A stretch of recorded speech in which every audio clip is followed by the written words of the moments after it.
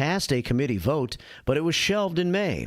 Despite gaining 48 bipartisan co-sponsors, only a few top Democratic leaders signed on. He encouraged voters who support the change to contact their local representative or senator. GOP State Senator Don DeWitt of St. Charles has proposed a companion bill. Illinois mandates drivers ages 79 and 80 take a road exam if their 4-year license renewal is up. For drivers 81 through 86 every 2 years, and for those 87 and older, it's yearly.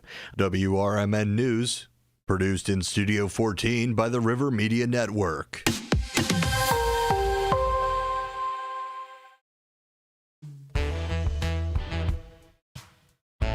Thanks for listening to WRMN 1410.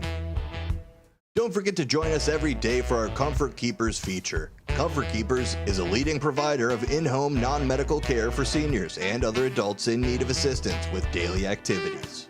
Again, listen daily at 7:25 a.m. for our Comfort Keepers feature. And thanks for listening.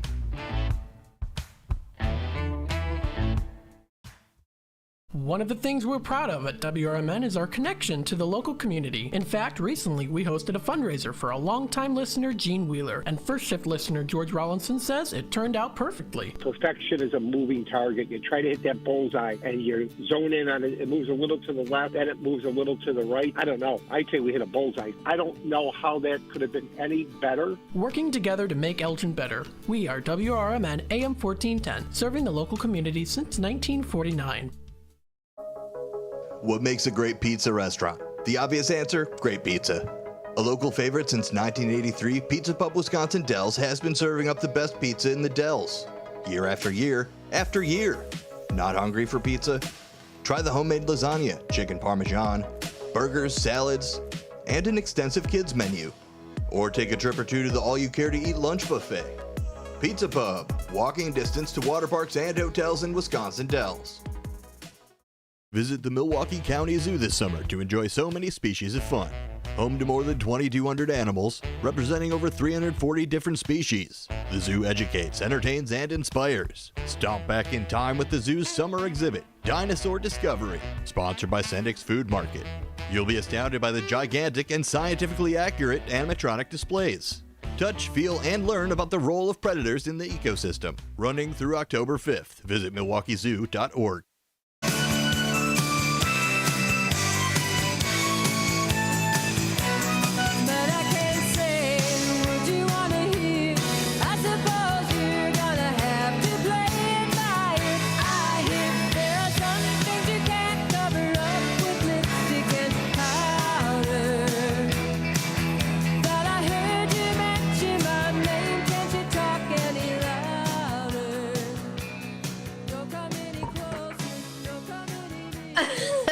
Giddy up on that. Welcome back, everyone. This is Talk Time with Tammy and Friends. You've got Mary Corbett and Tammy Scully right here in Nashville, Tennessee, and Yeehaw. Nancy French live from Dallas, Texas.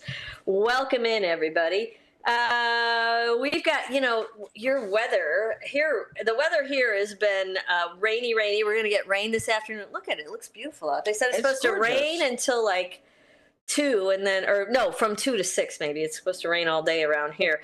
In your part of the world, in Elgin, we've got a high of 50 today. Sunny and around 50. Sounds beautiful. Maybe a little crisp, but beautiful. Your sun sets at 4:33 today. And then tonight, mostly clear skies this evening. Will become overcast overnight. A low of 37 degrees tonight. Tomorrow, Thursday, tomorrow's Wednesday. My bad. What happened to Wednesday? Oh, there it is. My bad. 52 degrees tomorrow. Slight chance of rain showers. And then tomorrow night, we're going down to 48. So it's going to be warmer tomorrow night. Cloudy with periods of rain and southeast winds 5 to 10 miles an hour. Then on Thursday, we've got a high of 52 degrees and cloudy. Ooh. I know.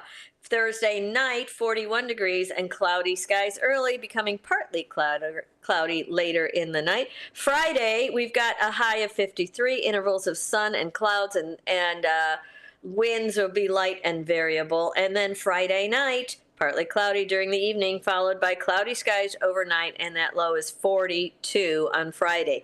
This Saturday, cloudy skies early, followed by partly clearing and a high of 54 degrees. Not bad. Not bad. And then Saturday night is cloudy with a low of 46 degrees. I get back into the Chicago area in that 46 degrees. On Sunday, we've got overcast and a high of 58 degrees. And then Sunday night, rain showers early with clearing later at night. And the low is going to be 42 on Sunday. Monday, your high is 56. Tuesday, your high is 56. Wednesday, your high is 47. And Thursday next week, your high is 44 degrees. Sounds like fall to me.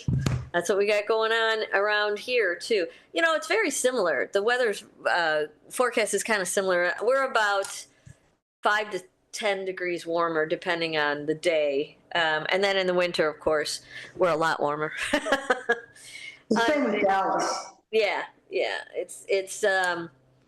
It's close in the fall. I mean, some days it's warmer in Chicago, some days it's warmer here, depending on, the day and the condition. But then in the winter, forget about it. It's all over then. So, Nancy, I have a question for you. Nancy? And you're in the back there. Are those called mixed tiles? All those pictures? Yeah, they are so cool. I ordered them from Shutterfly. Shout out to Shutterfly, I guess. They're metal tiles. They're metal. Okay, Shutterfly was also featured on Shark Tank. Oh my God. Mary is becoming an expert on Shark Tank. I loved it. Shutterfly? Really awesome, Nancy. I really like them. They are fantastic, and you stick them on the wall with they're sticky. Yeah, very cool. Can you move them? Can you move them? Move them, yeah. And we've only had one. We've had them up for a couple of years now, I guess, and we've only had one fall off.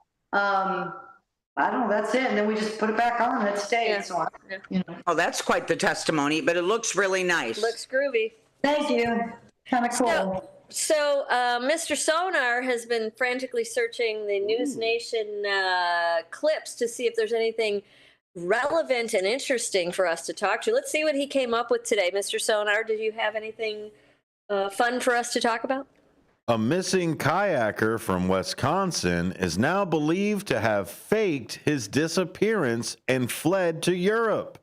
Right. The Green Lake Sheriff's Department announced new developments after Ryan Borgwart went missing in August. News Nation's Nick Smith reports. His truck and ID were found back in August with his kayak capsized on the lake, but his body was never found. Officials say last month they learned that the married father of three had a second passport, had been talking with a woman in Uzbekistan, moved money to a foreign bank account, and took out a new life insurance policy worth more than $300,000. Investigators aren't sure where he is, but are encouraging him to come home for the sake of his young children.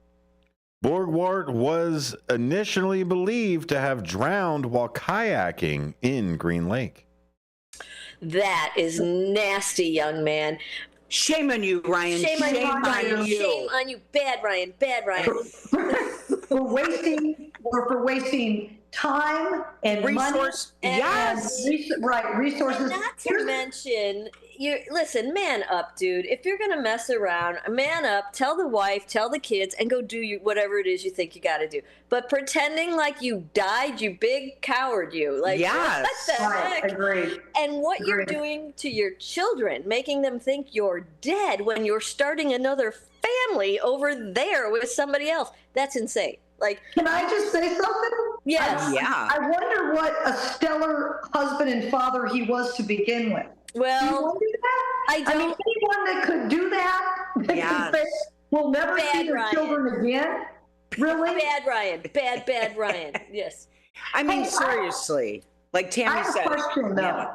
I have a question about the insurance policy. They Yeah. keep mentioning that, 'cause I heard this morning. Okay. And what good would it do him? He's not going to get it. The wife. No, it would make him feel better if he croaked and left the filly $300 to raise right, the kids with. for the 300,000. children. Yeah, for the chill. He's doing Yeah, it for the children. $300,000. Yeah, so that was really great of him. What a great dad. What a dad. He's a dad, man. He was thinking of Yes, of he was others. I'm just thinking of others.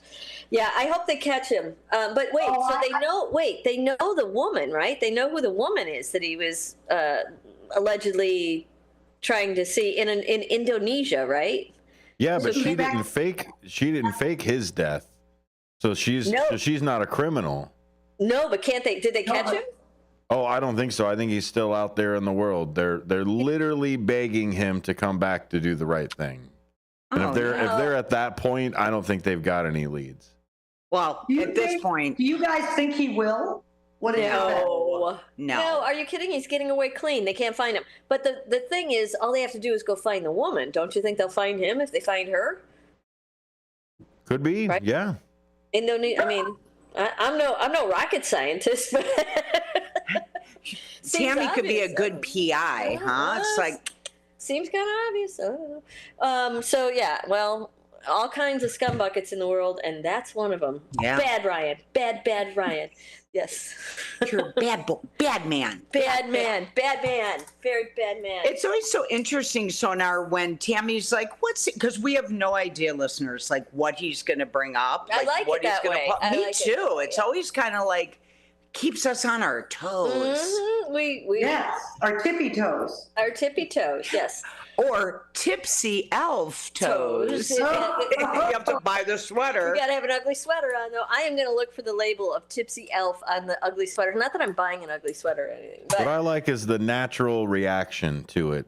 That's what I appreciate about you guys not knowing the news, is the natural reaction. Like, Yeah. so I obviously knew it was going to be a wag of a finger, but I thought afterwards it was going to be like, okay, now here's what I would do. Yep. Yeah. Go on vacation, see if you even have a connection with this potential new mate. I don't know. It's just crappy. man up. That's it. Yeah. You big wuss. Get out of here. I don't like him. Bad Ryan. I don't That's like all I can him. say. I don't like him. He's a bad man. He's a bad Ryan. Bad Ryan. Yeah. Where was he from? Man, I hope he does show up, and I hope his mug is all over the news. Oh, So he's yeah. humiliated in a large. He already is. What happens to him if he does show up? You know, I think that they were talking about that. They weren't sure what the charges would be, other Insurance fraud may be the than first. insurance fraud, Insurance for fraud, sure, right, right? So, right. yeah. But what Insurance- else? I mean, lying to your wife, that's not a No, that's not. I mean, But I think maybe using restitution.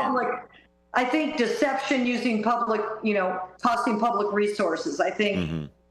I think maybe is it a city ordinance that you can't fake your death? I don't. Depends on the city, I guess. Is it a state? I don't know. Depends on the city. I think it's probably okay in Vegas, but Exactly what I was thinking. Vegas might be exempt from that. Sure. Right. I think there's a lot of people who fake their death in Vegas. I don't know. I could be wrong. I don't know. But if there's going to be a city that gets that rep, it's going to be that. Where was this guy from? We didn't find out. Yeah, where was he from, Sonar? Wisconsin, I believe. Wisconsin. Woo! He's a cheesehead. Okay. All right. Well, we're going to have to see if he shows his little Cheating face. his little wormy butt up. That's what I was going to say. Cheating face, wormy butt, whatever.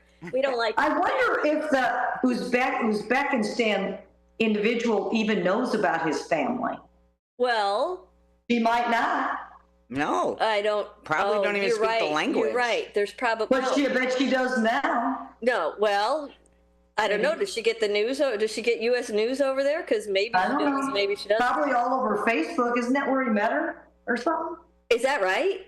You know way more about this than I do. This is the first time I've heard this one. Yeah, I did hear it this morning, but Facebook.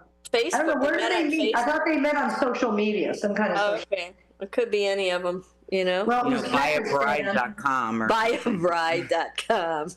what was it? Buyabride.com. Oh God, yeah.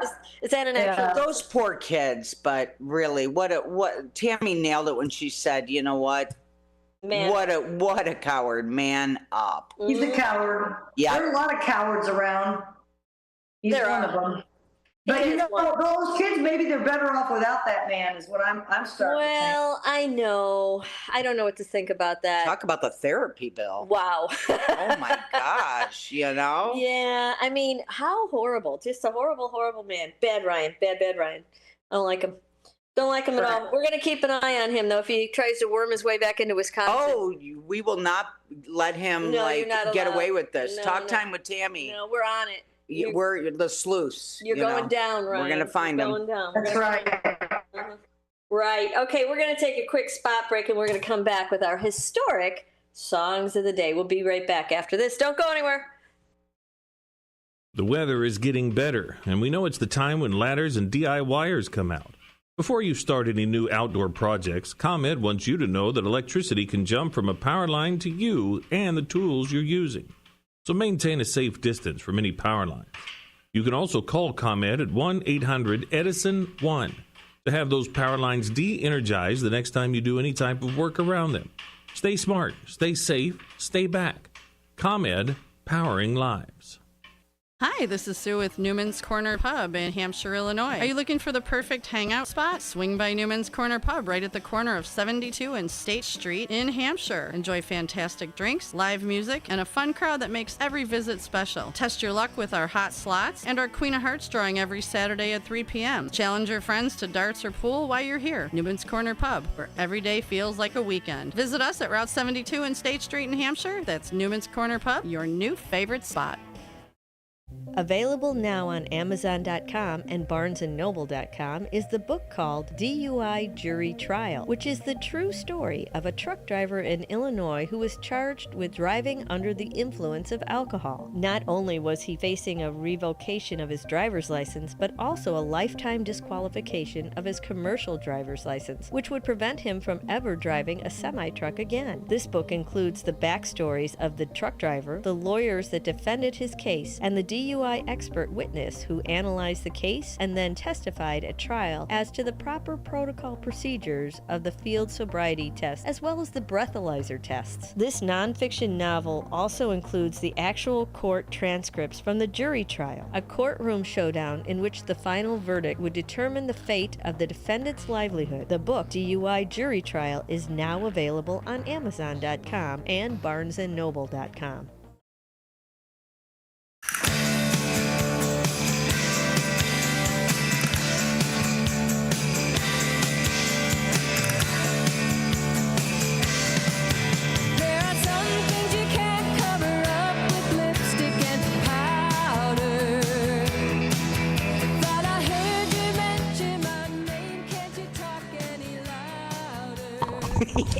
Welcome back. You're listening to Talk Time with Tammy and Friends. I am your host, Tammy Scully, here with Mary Corbett in Nashville, Tennessee. Nancy French is jamming away in Dallas, Texas. Welcome back, everybody.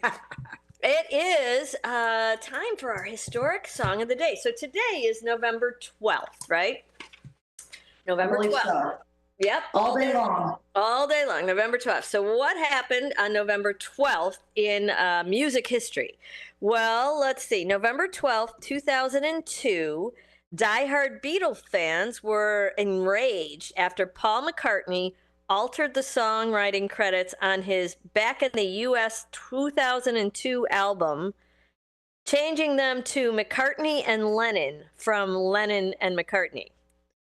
So I guess John was gone. There's nothing he could do about it then. Too late for that. But the fans didn't like it so much. And then on November 12, 2001, the three living former Beatles met for the last time at George Harrison's hotel in New York City for lunch. Harrison died 2 weeks later at a friend's home in Los Angeles on November 29, 2001, at the age of 58 from cancer. Oh, yeah, that was terrible.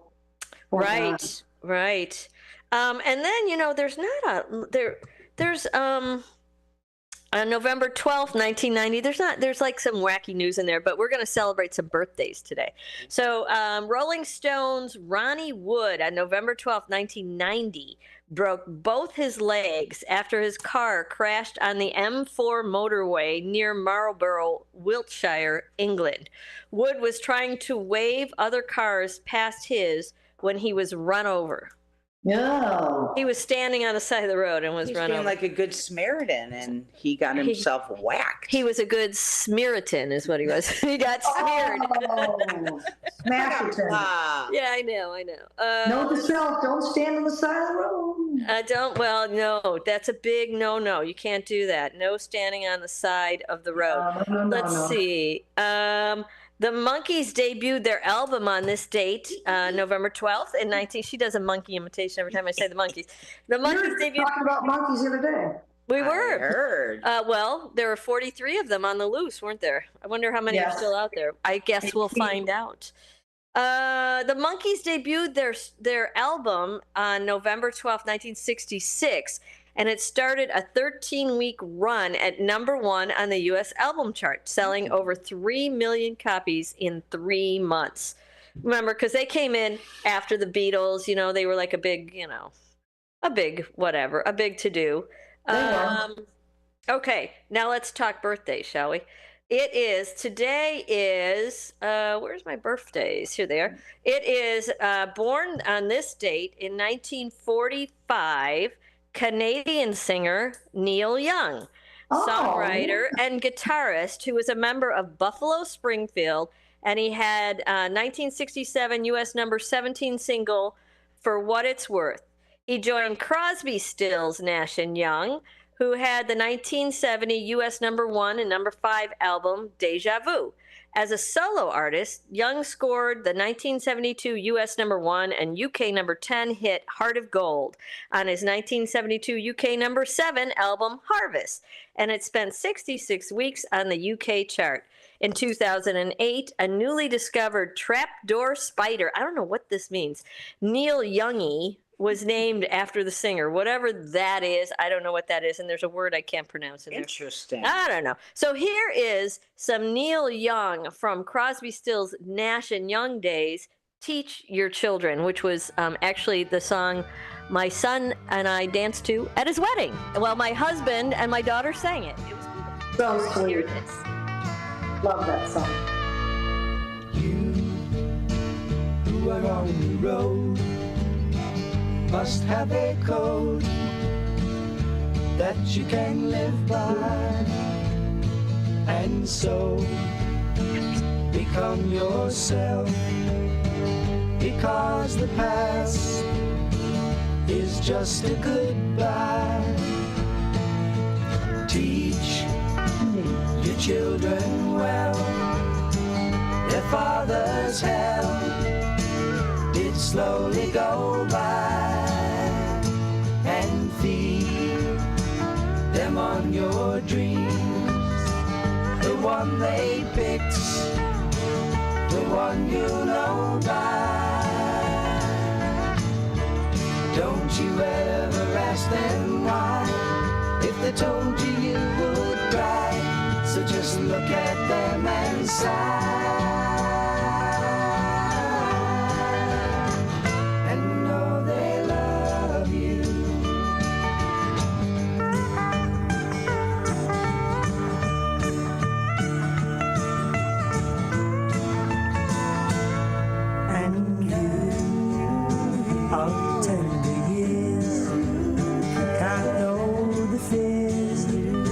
That your elders grew by, and so please help them with your youth.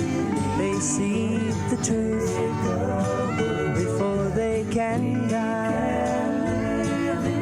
Teach your parents well, their children's hell will slowly go by.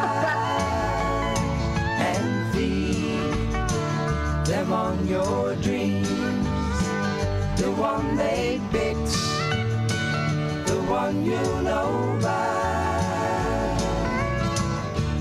Don't you ever ask them why, if they told you you would cry, so just look at them and sigh.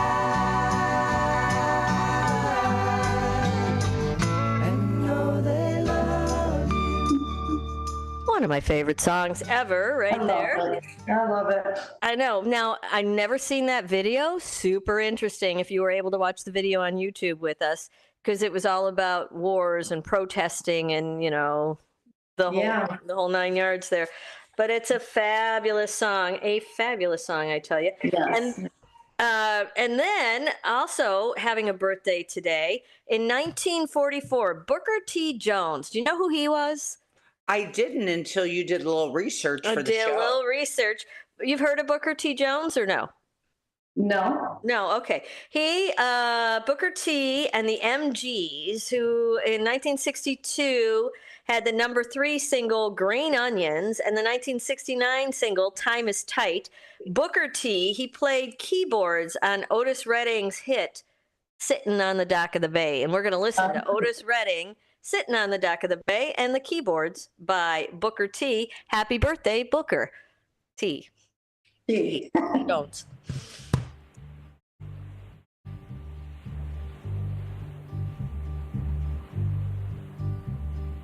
Sitting in the morning sun, I'll be sitting when the evening comes, watching the ships roll in, and then I'll watch them roll away. Yep, that's fine. Thank you.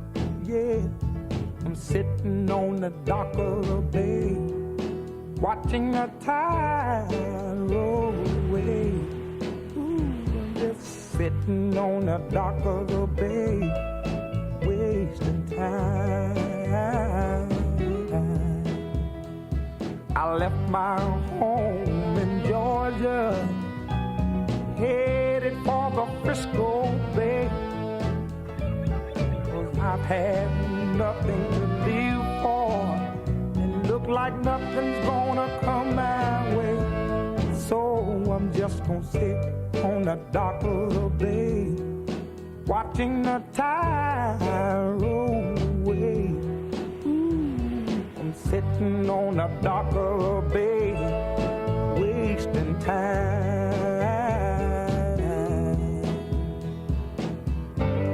Look like nothing's gonna change, everything still remains the same.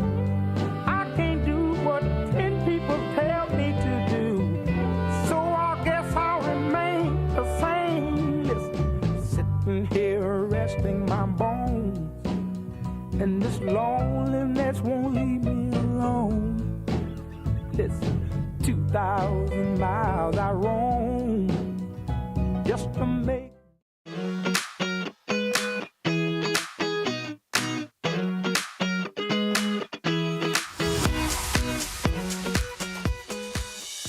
At the law offices of Guthrie and Brady, we are dedicated to providing high-quality legal services at affordable prices. Whether you're dealing with real estate transactions, foreclosures, or will and estates, our experienced team, including Mary Brady, the happy lawyer, is here to help. With over 50 years of experience, you can trust that our attorneys have the knowledge and expertise to handle your legal needs. Our comfortable and welcoming office, along with our professional staff, makes it easy for you to get the legal guidance you deserve. If you're looking for expert legal services you can rely on, contact the law offices of Guthrie and Brady today. Schedule a consultation and let us put our decades of experience to work for you. For more information, visit gandblegal.com. That's gandblegal.com. Your hometown radio station since 1949. We are WRMN AM 1410, Elgin time, 3 o'clock. With your 1410 WRMN News Flash, I'm Sean Curdan. Brought to you by Linzess. Time is ticking for those looking to join the Naperville Park District Board of Commissioners as the deadline for candidate submissions is rapidly approaching. Interested parties have until 5 p.m. on Monday, November 18th to file their papers. The election is scheduled for April 1st to fill 4 seats. The City of Elgin announcing that the Knits and How experience is coming to the Hemmons Cultural Exhibition Hall. You can mark your calendars for November 24th from 7 to 9 p.m. for this unique piano bar and comedy show where you can request songs, participate, and enjoy stand-up comedy.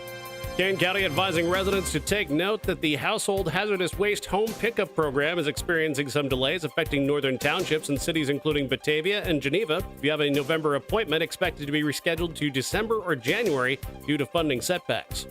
With your 1410 WRMN News Flash, I'm Sean Curdan. Oh no, my phone.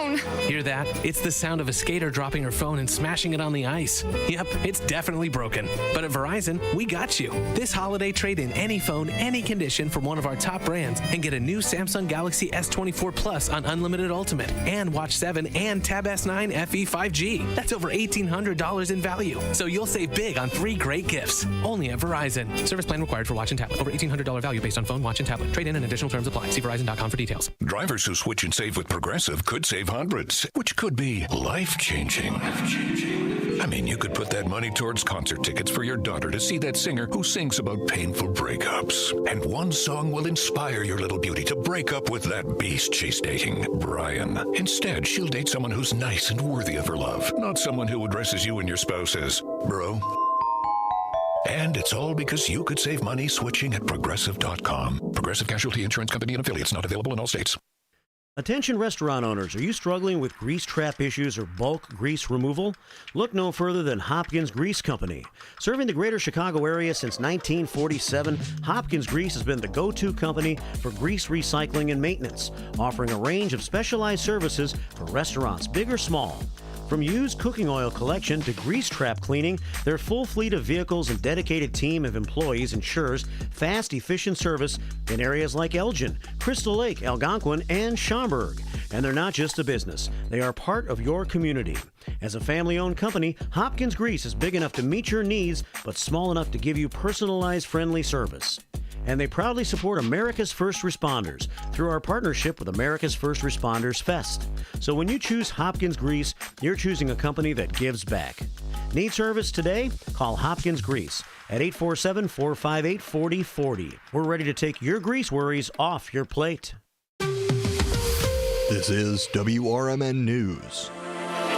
I'm Marky B reporting. Shane Waldron is out as Chicago Bears offensive coordinator after only 9 games in the position. Assistant Thomas Brown takes over calling the plays. The Bears fired head coach Matt Eberflus's hand-picked offensive coordinator, the team announced Tuesday morning. Waldron is the second NFL offensive coordinator fired this season, the other being Luke Getsy of the Las Vegas Raiders, who was Waldron's predecessor in Chicago. Waldron's offense had its worst effort of the season on Sunday during a 19-3 loss to the New England Patriots at Soldier Field. The Patriots sacked Bears quarterback Caleb Williams 9 times in the game, and the Bears offense failed to score a touchdown for the second week in a row. In other news, legislation to eliminate a law requiring Illinoisans aged 79 and older to take annual road tests to renew their driver's licenses fizzled out last spring. But many seniors haven't forgotten, nor the fact that Illinois is the only U.S. state with an age-based mandate. Republican State Representative Jeff Kiker of Sycamore introduced a bill to end the age-triggered tests earlier this year after hearing complaints from constituents, many from Huntley's Sun City active adult community. The legislation passed a committee vote, but it was shelved in May.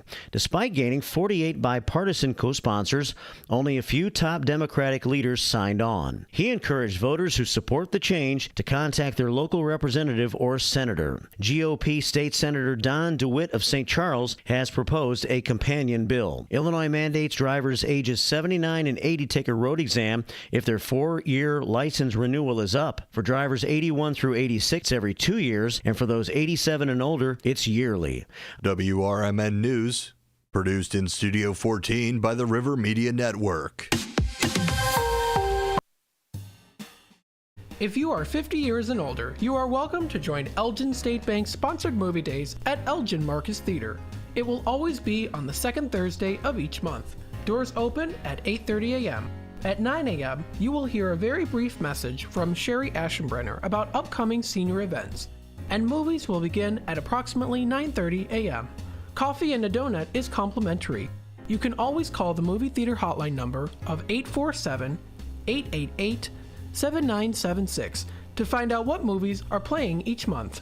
The cost is $3 if you are a member of Elgin State Bank, meaning you have an account there, and $5 if you are a non-member. And for more senior information, catch Sherry's Senior Showcase on the third Tuesday of every month at 9:15 a.m. right here on WRMN, AM 1410 and 96.7 FM.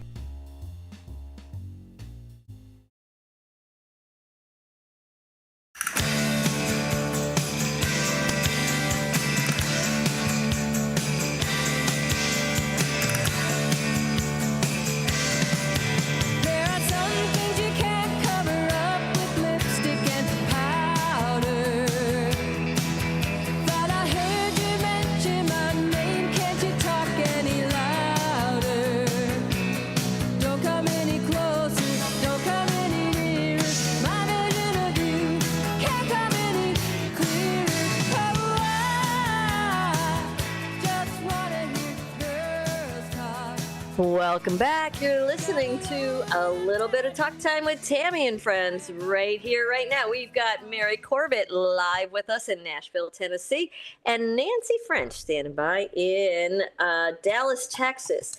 Now, Nance has been looking into some things. She's going to share a little bit with us, but I think environmental health has been your subject of lately. You want to talk a little bit about how the environment makes its effect on our health. I'm going to make notes, Nancy. We're taking notes, Nance. We're taking notes.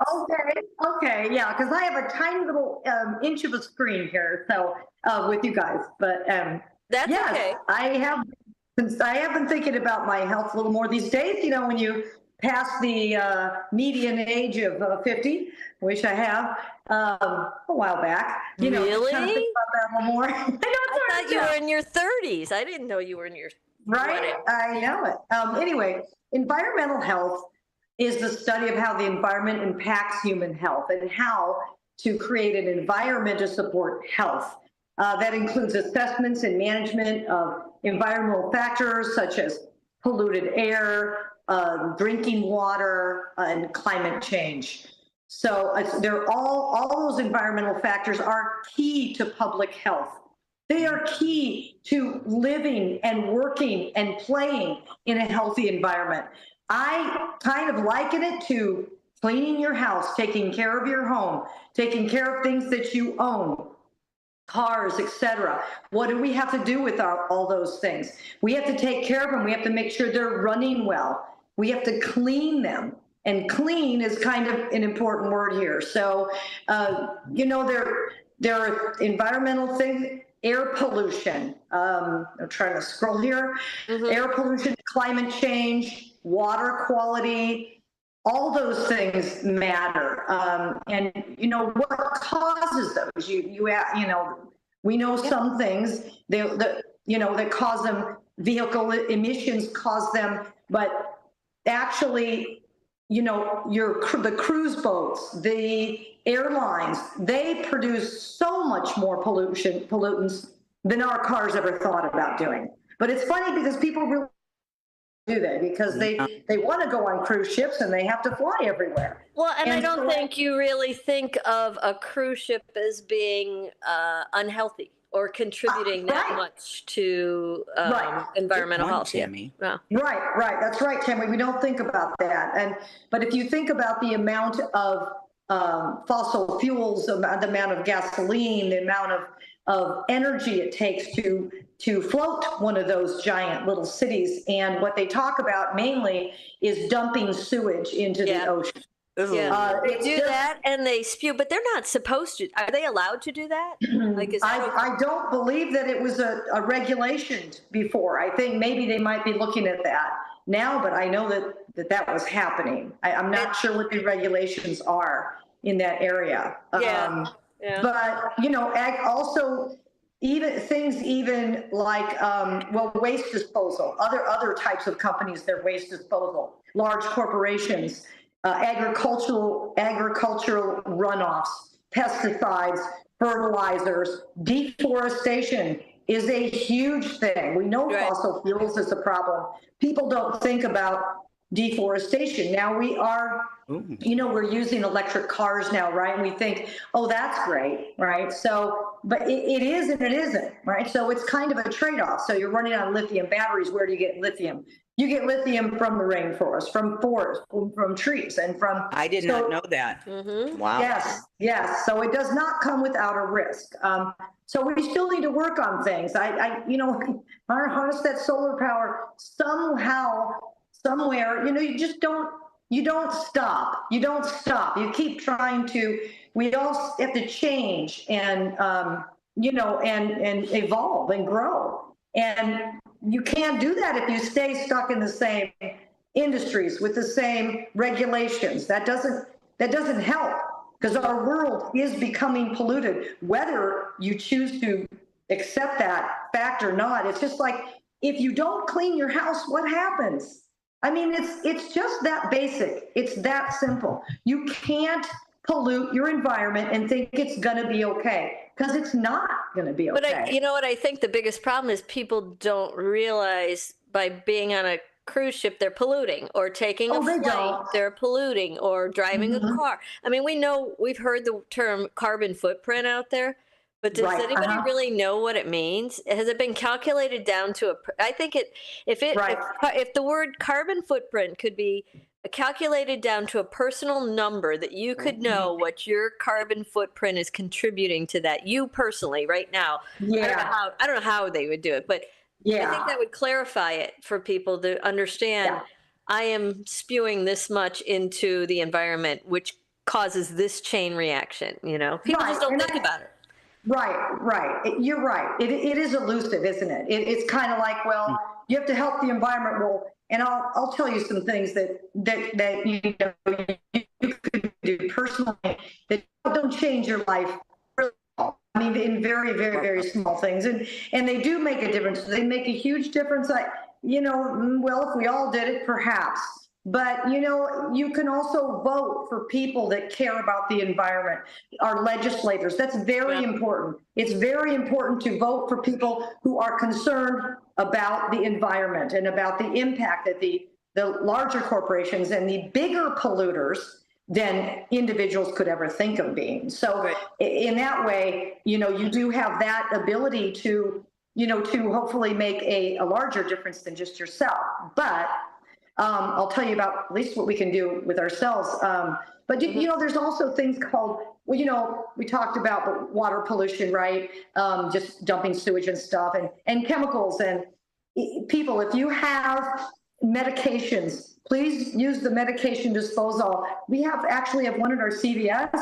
You can just go in, it's a little patch, like a little medication, and you just pull it and you just throw them in there.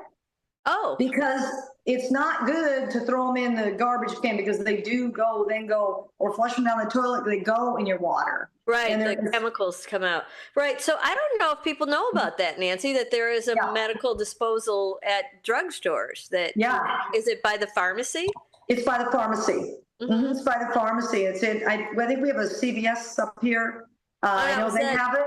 Is that a state, or is that a statewide deal, or is that national? I don't know, but CVS all over the country. Right, but I don't know. I'll look for it. I've never seen one. Yeah. They're not, they're not real publicized, but I had some medication, and I'm like, when I had to find some place or go to a pickup thing. Well, I was at the pharmacy one day, and I just saw it. And so I thought, oh my God, all I have to do is, go here. But there's also, so that pollutes not only, it's not disposed of properly, doesn't just, not just the water, but also your soil. And our soil is important, because that's what we grow. Oh, I thought you said your soul. You said soil. I'm like, wait, we're talking about souls here? Soul. And now we're giving up our souls for this. Yeah. Okay. Well, soil. Okay, soil. Your soil, the soil, which, we get our vegetables. We get everything that grows in the soil, and, you can be as organic as you want, but if it's in the soil, there's not a lot you can do about that. Well, if the soil is contaminated. So this is where the new health czar coming in is supposed to overhaul even our soil. That this is what I heard. Now, I don't know how real this is, but to change that environment. So because our soil is so depleted of nutrients and whatnot after using it over and over, and our products are so awful for us now. They're not the same products. Like, it's not the same ear of corn our great grandparents ate. Like, it's different. So I believe that they're going to try and overhaul the whole food system, like we overhauled. It was explained to by Kennedy, kind of, or no, Cooper, the old. My dog? No, Cooper. Cooper was the Attorney General, and I saw the gray-haired guy with the goatee thing. Yeah, he did a thing about what they're trying to do now with the new health czar thing, and they're trying to, how we eradicated tobacco as being the norm. They want to eradicate the bad soil and the bad food and our system. Like, so that's going to take a minute. But it will. But good for them. Now, I did read that the proposed new cabinet appointee for the Environmental Protection Agency, he wants to relax legislation and restrictions on companies dumping waste. He wants to relax to those, and he wants to take those away so that it can help companies become larger and more successful. Yeah. So you're going to have that fight, Nancy. That was him. That was a quote from him. Yeah. So I'm not sure, but the way it's going to be like a push and a tug, with people pushing to allow it so that companies can get bigger, and then other people get in power and push back and go, no, tighten down your hatches, you're polluting too much. And it's going to be a back and forth, It will be. I hope it's a back and forth, Tammy. I really hope it is. I hope it's not just let's relax them and go back to just make some money. Let's make some more money. Nance, because it's going to get.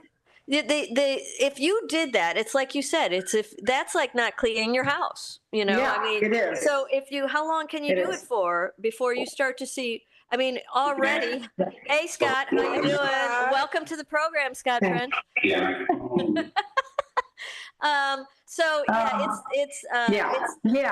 It's because you can't have both. You can't have both things. You can't relax those those guidelines and have clean water. And he says that, and then he says, but we're going to have the cleanest water ever, and cleanest land and climate and water. Well, you can't have both. You can't pollute and have the cleanest. So somebody's got to give. But yeah, Tammy, I hope somebody fights for us, for all of us, right, and our children, and our children's children. But let me tell you. Oh, tell me, please. Let me tell you about some ways to, I guess my internet's up, so I had some really cool stuff. But so what I've been doing, let me tell you what I've been doing. When, I try to use less plastic. That's one of the big things. That's huge. It's huge. It is. So I'm really, really trying to do that, guys. So what we're doing is we're buying bar soap. And something? Bar soap lasts longer than... To me, lasts longer than the soap in the bottle. Yeah. Mm-hmm. And so I've been buying bar soap. I've been buying it from also be conscious of where you're buying your soap, if you can. That it doesn't have chemicals in it, because it goes right? So the soap that I'm currently buying and the laundry detergent is environmentally friendly. And if you go to Target or a lot of your big grocery stores, they will have environmentally friendly products. They will. So it'd be great if you could look for those, and it really doesn't change your life, right? It doesn't change your life if I use a bar of soap rather than, a container. So that's one thing we've been doing. And then for dishwashing detergent, we used to buy those big, those plastic containers that have, Cascade or something in those big ones, Mm-hmm. And I thought, you're throwing this away like every time and buying it new. So I started just buying, there's some that come in a cardboard box. There's some that come in just the thin cellophane stuff. Mm-hmm. And so I just been doing that. That means nothing to me, right? That doesn't change my life. I've been doing that for a while, where I keep the box down there and I just refill it with bags. Yeah. Yeah. They say just to conserve water in general. This is funny. what do you guys think about rinsing your dishes or not rinsing them before you put them in the dishwasher? Depends on your dishwasher. If you have a good new dishwasher, you don't need to rinse them. That's what they say. And they also say using a dishwasher takes less water than washing it by hand. That's what they say, right? You know, I just haven't. You know, when Mr. French puts those in there, I know you guys are hard rinsers. You like almost wash them before you. Both of you do, and then you stack them up, and then you put them in. I just put them in dirty. I don't care. I just put them in dirty. Yeah, and they look at you being all responsible. Look at me. I thought it was, great. and I thought it was lazy, but look, I'm responsible. Look at you. You're actually extremely responsible. God, I didn't know that. Golly. Have you ever used those washing sheets, Nancy or Tammy? No. Like in lieu of detergent, they have the washing sheets. For the dishwasher? Oh, yeah. I have for your those. clothes. Oh, yeah, I've seen those. No, I have those, but Mary, they disintegrate. I mean, mine do. Yeah, they just disintegrate. My daughter uses those, and she's Those like, are "Mom, great. it's way better for the environment." And so she was shaming me a little bit. Yeah. So, but you like them? You know, oh, I like them. I right now I'm using this stuff that I don't know if you guys have Buff City by you, but yeah, national. Okay. Buff City. So What they is have that? A laundry- strip club? What is that? Buff City. What is that? Oh wow, they're buff, huh? Didn't think about it that way, Tammy. I don't know. I you can go there, young lady. No, I think I bought you a bar of soap from Buff City. There. Oh yeah. Okay. Yeah. I have my bar of soap. Yes, I do. Yeah. Mhm. It's just they have laundry detergent that is environmentally friendly, and then it comes in a plastic thing, but you just bring your plastic thing and they fill it up to get more detergent. Nice. And it smells so good. You know what I like? I've been seeing lately hotels that are using not the little bottles anymore. They've got bottles that are fixed in the shower, and they refill the big bottles, and you just pump it out of the showers. I've been seeing a lot of that. The last 2 or 3 hotels I've been at. Agreed. Have that. Yeah, because I would take, if you stay in a hotel and they have those little samples, I bring them home every time, and we give them to pads for the homeless, because those are perfect for homeless. Yeah. Oh, that's good. Yeah, I mean, if you got them, I mean, I would do like little packages with little towels and toothpaste and all that other stuff, and those little soaps in there, because they're a great size for that sort of thing. Yeah, and some of the research I was doing, unfortunately, is on things that I can't access. Okay. Although you said my internet's up, but it's not. So okay, so keep working on it. It's not up, honey. Not working. You can tell. No, go put those dishes in the dishwasher. Don't rinse them. Don't rinse them, just put them in, Scott. No, I did read something, and short-term memory has never been great. But they said, if we don't start doing something by 2050, it's going to be very, very bad. It's going to be very, very bad to live on this world. We're going to have to go in. Did you guys ever see WALL-E, that movie where we trash our planet and we build these big ships that hover over it until it's cleaned up? They send these robots down to clean up our mess. And, that's what, it's not going to be good. What about the impacts of all this environmental unhealthy thing on human health? Like exposure to environmental hazards can lead to serious conditions such as asthma, heart disease, cancer, and dementia. Wow. From environmental factors. You don't think about that. When you think dementia, you think old age or hereditary. You don't think environmental. Right. It's true. Yes, all those things are produced from can be produced from our environment, and that's why the Yucca app is Yucca, whatever. It's Yucca actually. It's not Yucca like the planet's Yucca, but I keep saying it wrong. I like calling it Yucca. Okay. Continue to call it Yucca. You should. What was I going to say about that? Because at least you're reducing some toxins in your food, because what are you going to do about your environment, right? I mean, You're there, gonna do what you can about your environment, but you can't do much about what they do with your environment. You know, the people around you and what factories are doing. I guess. Mm-hmm. Yeah, but your own personal. Right. We can't do. My son went to Beijing years ago. Uh-huh. Do we have time? No. We got nothing but time. Go for it. Oh, he went with nothing but time. Oh, good. We went to. It'll come to me soon. He went to Beijing. Your son went to Beijing. My son went to Beijing years ago, and he could hardly breathe. The pollution was so thick. This was in the 90s, early 2000s. Yeah. Early 2000s. Well, I worked with the Chinese company, I worked with a Chinese company, and they, there were days they had to shut down their operations in Beijing because the air was so bad they couldn't have quality air just to get to work. Yeah, right. And that wasn't that long ago. That was whatever that was. I don't know however long I was at Greenland. So that was a long time ago. Not interesting. 10 years, maybe. Yeah. How they call it that. Yeah. What else can we do, Nancy? Buy bars of soap. What else? Don't use all the plastic. Limit your plastic use. When you're, limit your driving. Don't get in the car, take a bike, walk.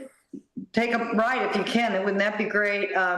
Just, not so many trips and, you can. How about Amazon? Maybe we can combine our Amazon orders to 1-day delivery. That's true. I mean, you get people get boxes dropped off every day of the week. What if you pushed them into, and they do give you the option if you want to wait for your delivery and get everything all at once, you could do that. And that's one trip, one box, Right. They should incentivize you to make that option. They do. I'll be honest. I'm like, I want it ASAP. Right. But to do that, they'll give you $1.50 on your next order or something or credits or something. They give you a little.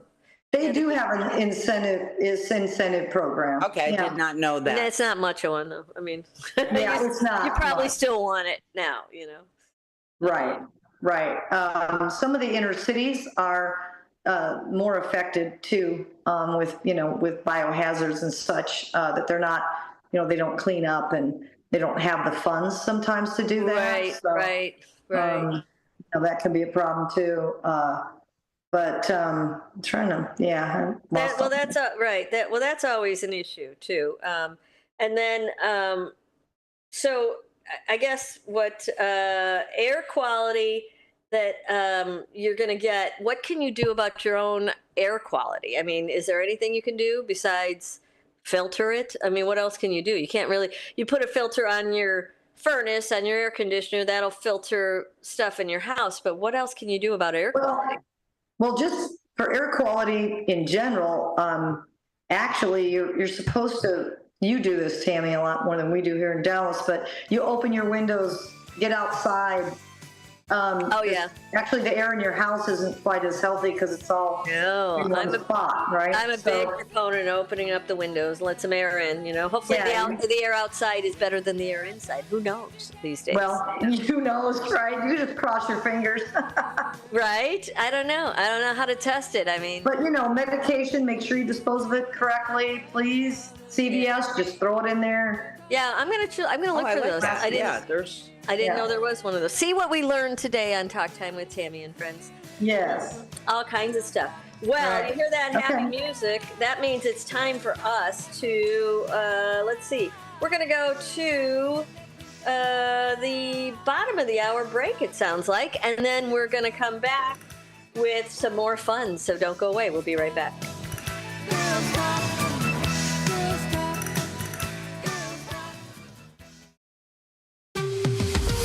This is WRMN News. I'm Marky B reporting. Shane Waldron is out as Chicago Bears offensive coordinator after only 9 games in the position. Assistant Thomas Brown takes over calling the plays. The Bears fired head coach Matt Eberflus's hand-picked offensive coordinator, the team announced Tuesday morning.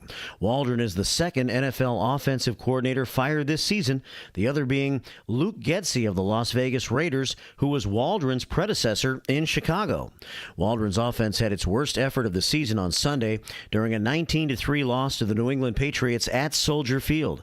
The Patriots sacked Bears quarterback Caleb Williams 9 times in the game, and the Bears offense failed to score a touchdown for the second week in a row. In other news, legislation to eliminate a law requiring Illinoisans aged 79 and older to take annual road tests to renew their driver's licenses fizzled out last spring. But many seniors haven't forgotten, nor the fact that Illinois is the only U.S. state with an age-based mandate.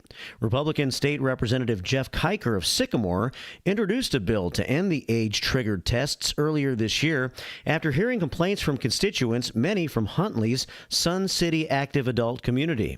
The legislation passed a committee vote, but it was shelved in May. Despite gaining 48 bipartisan co-sponsors, only a few top Democratic leaders signed on. He encouraged voters who support the change to contact their local representative or senator. GOP State Senator Don DeWitt of St. Charles has proposed a companion bill. Illinois mandates drivers ages 79 and 80 take a road exam if their 4-year license renewal is up. For drivers 81 through 86, every 2 years, and for those 87 and older, it's yearly. WRMN News, produced in Studio 14 by the River Media Network.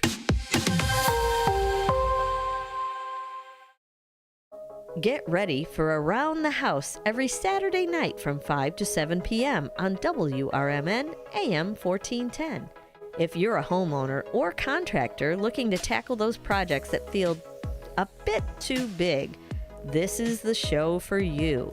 Join Eric along with his knowledgeable guests as they dive deep into everything from DIY renovations to creating a healthy home environment. We'll provide you with the tools and tips you need to complete your projects with confidence and ease. But it's not all work and no play. We believe in having fun. Our passion for home improvement shines through as we help you save time, money, and reduce the stress of DIY. So whether you're a seasoned pro or just starting out, don't miss Around the House. Tune in every Saturday night and let's tackle those home projects together. B-Lux Bar and Grill Wisconsin Dells is the quintessential American grill and bar with refined rustic cuisine and award-winning libations. Their honest, feel-good food menu is complemented by a beer list to satisfy every taste.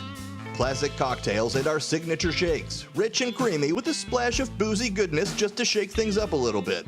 B-Lux Grill and Bar, classic American cuisine with a contemporary twist. Searching for a financial partner that truly has your best interest at heart? Join KCT Credit Union, where they're more than just a bank. They're a not-for-profit financial cooperative. KCT members are owners, meaning profits go back to you in the form of lower loan rates, higher savings rates, and fewer fees. Experience personalized service that puts you first. Become a part of KCT, where your financial well-being is their top priority. Visit kctcu.org. Each account insured up to $250,000 by member's choice. This institution is not federally insured.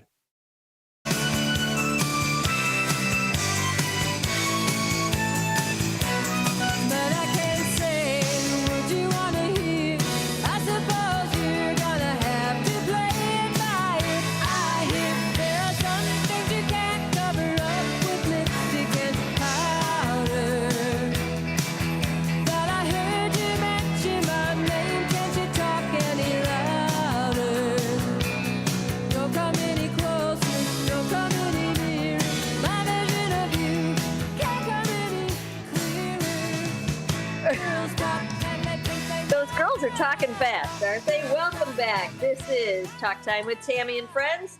Welcome in. We are live from Nashville. That's Mary and I down in Nashville, Tennessee. Nancy is live in. Oh, I just started my Alexa going on. Sorry, go back to sleep, Alexa. Nancy is down in Dallas, Texas. Welcome in, Nancy in Dallas, Texas. Did you find your internet or no? It's still out. Oh, Nancy, your audio's out. You're on mute. You're on mute, Miss Nancy French. Okay, let's see. Unmute yourself, Nance. Let's see. Can you hear me? Talk. Can you hear me? Yeah, I can hear No? you now. Yeah. Good one. Okay, let's see. You know what's next on our happy little agenda, don't you? Time for another News No. Nation clip. Let's see Okay. what Sonar can come up with for us to talk about today, this time. What you got? Anything good? Ballots are still being counted in California, but it seems as if Proposition 36 has passed. The voter-approved measure restores some nonviolent crimes like repeat shoplifting to felonies. It also increases penalties from drug possession and gives judges more authority to order people into treatment.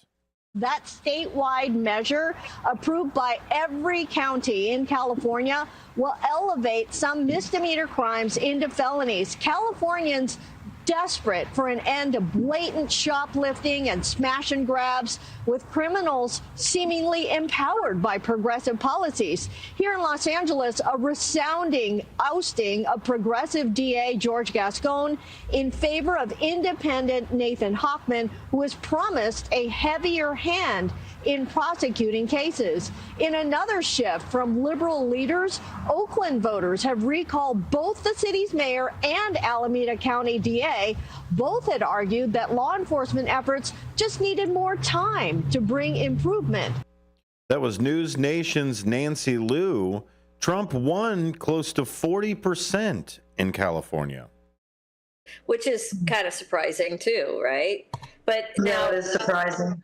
So wait, what we're hearing, Sonar, is that what that report was saying is, Proposition 36 is a new proposition that brings those nonviolent crimes like shoplifting or some of those other things that they kind of brought down to misdemeanors. They brought back up to felonies, drug possession, and it also gives judges more authority to order people into treatment and say, Now, you can go to treatment now. Is bail a thing there? Is bail a thing in? Sorry, Scott. Is bail a thing in California? California. I believe so. Not like here, where we have like they don't allow posting bail because of. Yeah, isn't that where Dog the Bounty Hunter is from? Is California? Or is that Hawaii? I think it is California, isn't it? Wait a It might minute, be. when can you? What did you say about bail, Tammy? So bail in Illinois is a judge-ordered thing. It's not an instant thing. So they're trying to do away with bail because they're saying that a lot of people who get it's not fair to poor people to have to put up bail. I guess is what they're trying to say, that they can't possibly find it sometimes. Well, I think that's a good point. What's That's a crazy good- is the whole theft thing. Sorry. Yes, you're right. So my daughter worked at a prominent makeup brand, and in Scottsdale, Arizona, in the fancy mall, and I went to visit her, and there was all these young girls like in major makeup, right? And I thought they just went to Libby Lou for a birthday party or one of those things. And I'm like, whose birthday is it? And the girls were like, nobody's. And Katie, my daughter, comes up to me and she goes, Mom, those are gypsies. Like they're like 12, anywhere from 11 to 13-year-old girls, and they steal. And they're not allowed. Even the moms would come in. The employees were not allowed to approach somebody who stole, who shoplifted. And these smash and grab things, it's so disrespectful. If you've got no consequences, right, that's not okay. So I'm glad that portion of Proposition 36 is. I didn't know if it was an Illinois thing or it's obviously a liberal state thing, because I don't think you have this in Texas, do you, Nancy? Where no, Taylor has a friend who works at Whole Foods in the city in Chicago, and he is told they can steal and we can't prosecute up to $1,600 worth of merchandise. And so, you know how much you can get a few steaks for $1,600. Yeah, you so could. Or you could. I didn't know it was 1,600. I thought it was That a was lot the less number in than that. Chicago, and that's the number Oh. that they were told at the Whole Foods down in the city. That's the number. I don't know what that's the right number. This right? has also hit some chat. There's some chat that's come in for it. Of course, Brendan's listening. Hi, Brendan. Hi, Good to see you. Brendan. Thanks for listening, Brendan. Hi, Brendan. Wendy says hi, and she says, I just looked it up. They do have drug disposal places at Elgin Police Department and Walgreens and CVS locations. And then Thank Mark, you, Wendy. Mark came in and said, I think Illinois is the only state with cashless bail. It is okay. I wasn't sure who was doing that these days, but it's. I don't think they should. I mean, I wish we had a Proposition 35 to vote on that we could have a say in it, but we can't. We don't. So it is the way it is. Washington, D.C., Illinois, New Jersey, New Mexico, Arizona, Alaska, Colorado, Kentucky, and Maryland have moved to eradicate the cash bail system. Eradicate the cash bail system. Okay, so this Proposition 35 doesn't affect that? Proposition 36 is for California specifically. Okay. All right, and they're not on the cash bail bandwagon.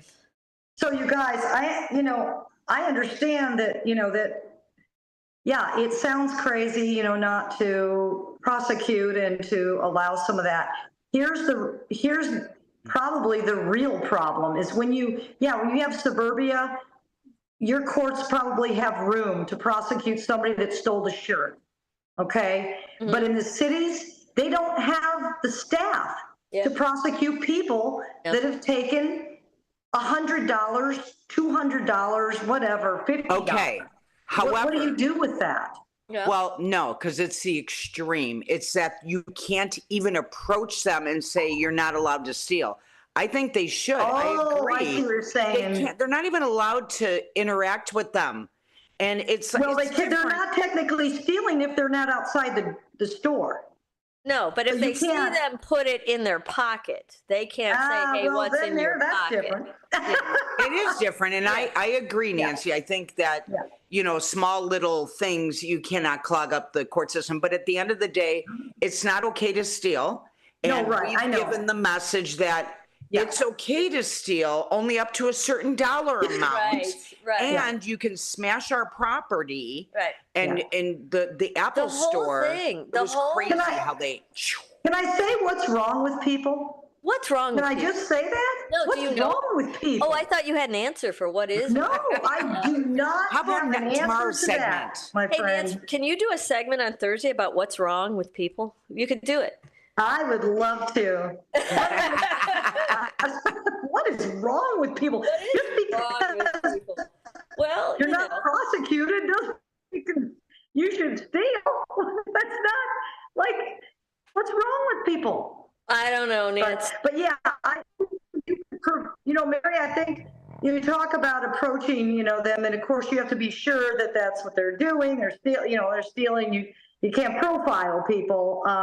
But wouldn't it be nice if you could kind of stop that before it got to a point where then this person had to ruin their life because they're, you could stop them in the store before they made a bad decision. Right. But don't make bad decisions. Right. You know the rule. They're not listening to Talk Time They with Tammy. are not listening to Talk Time with Tammy. All right, you know what? It's a crazy world. It is a crazy world, and it keeps getting crazier. It really does. I mean, there's some wild stuff out there. But we take it with a grain of salt, and we skip through the daisies, and everything's wonderful, isn't it now? Mm-hmm. It is. It's all good. Yeah. We are going to take a quick break here. This is our last break of the program. We're going to come back, and we're going to do a little Did You Know for the rest of the show. So somebody might want to wake up Chad, because I think he's got some things to look at. We'll be back after these messages. Don't go away. Businesses come in all shapes and sizes. Integrity doesn't. For more than a century, the Better Business Bureau has set the standards for how businesses should operate honestly and ethically.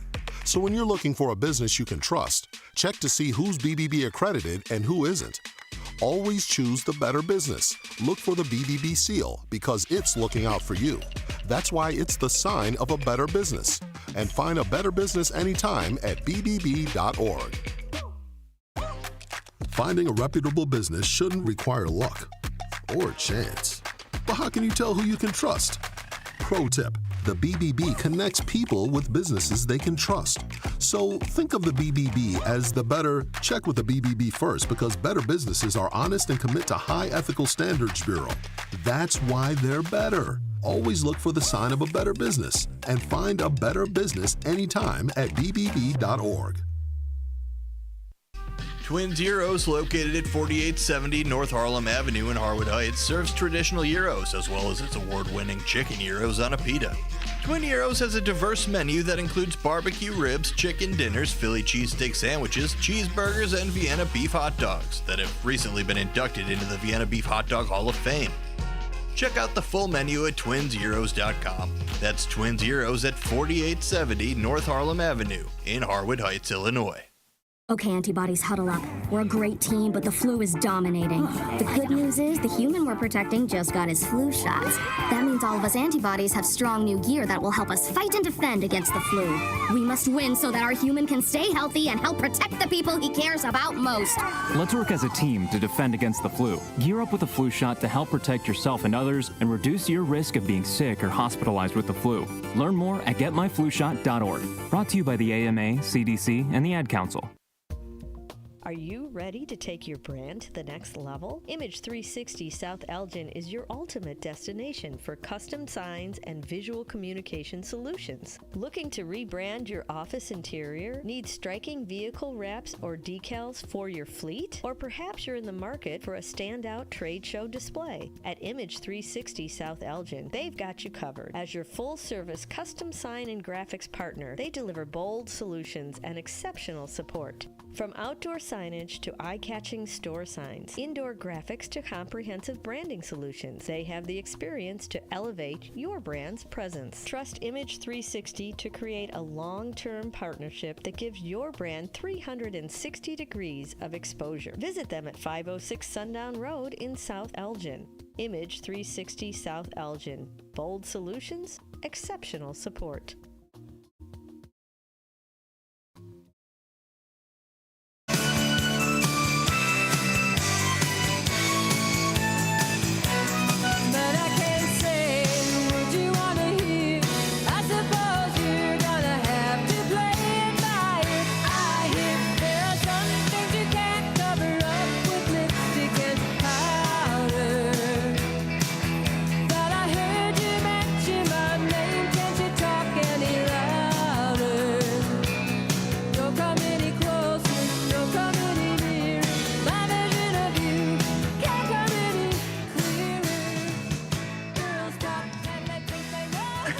Why does it skip like that? Welcome to A Little Girl Talk right here on WRMN AM 1410 Fox Valley Afternoons. I am your host, Tammy Scully. I'm here live in Nashville, Tennessee with Mary.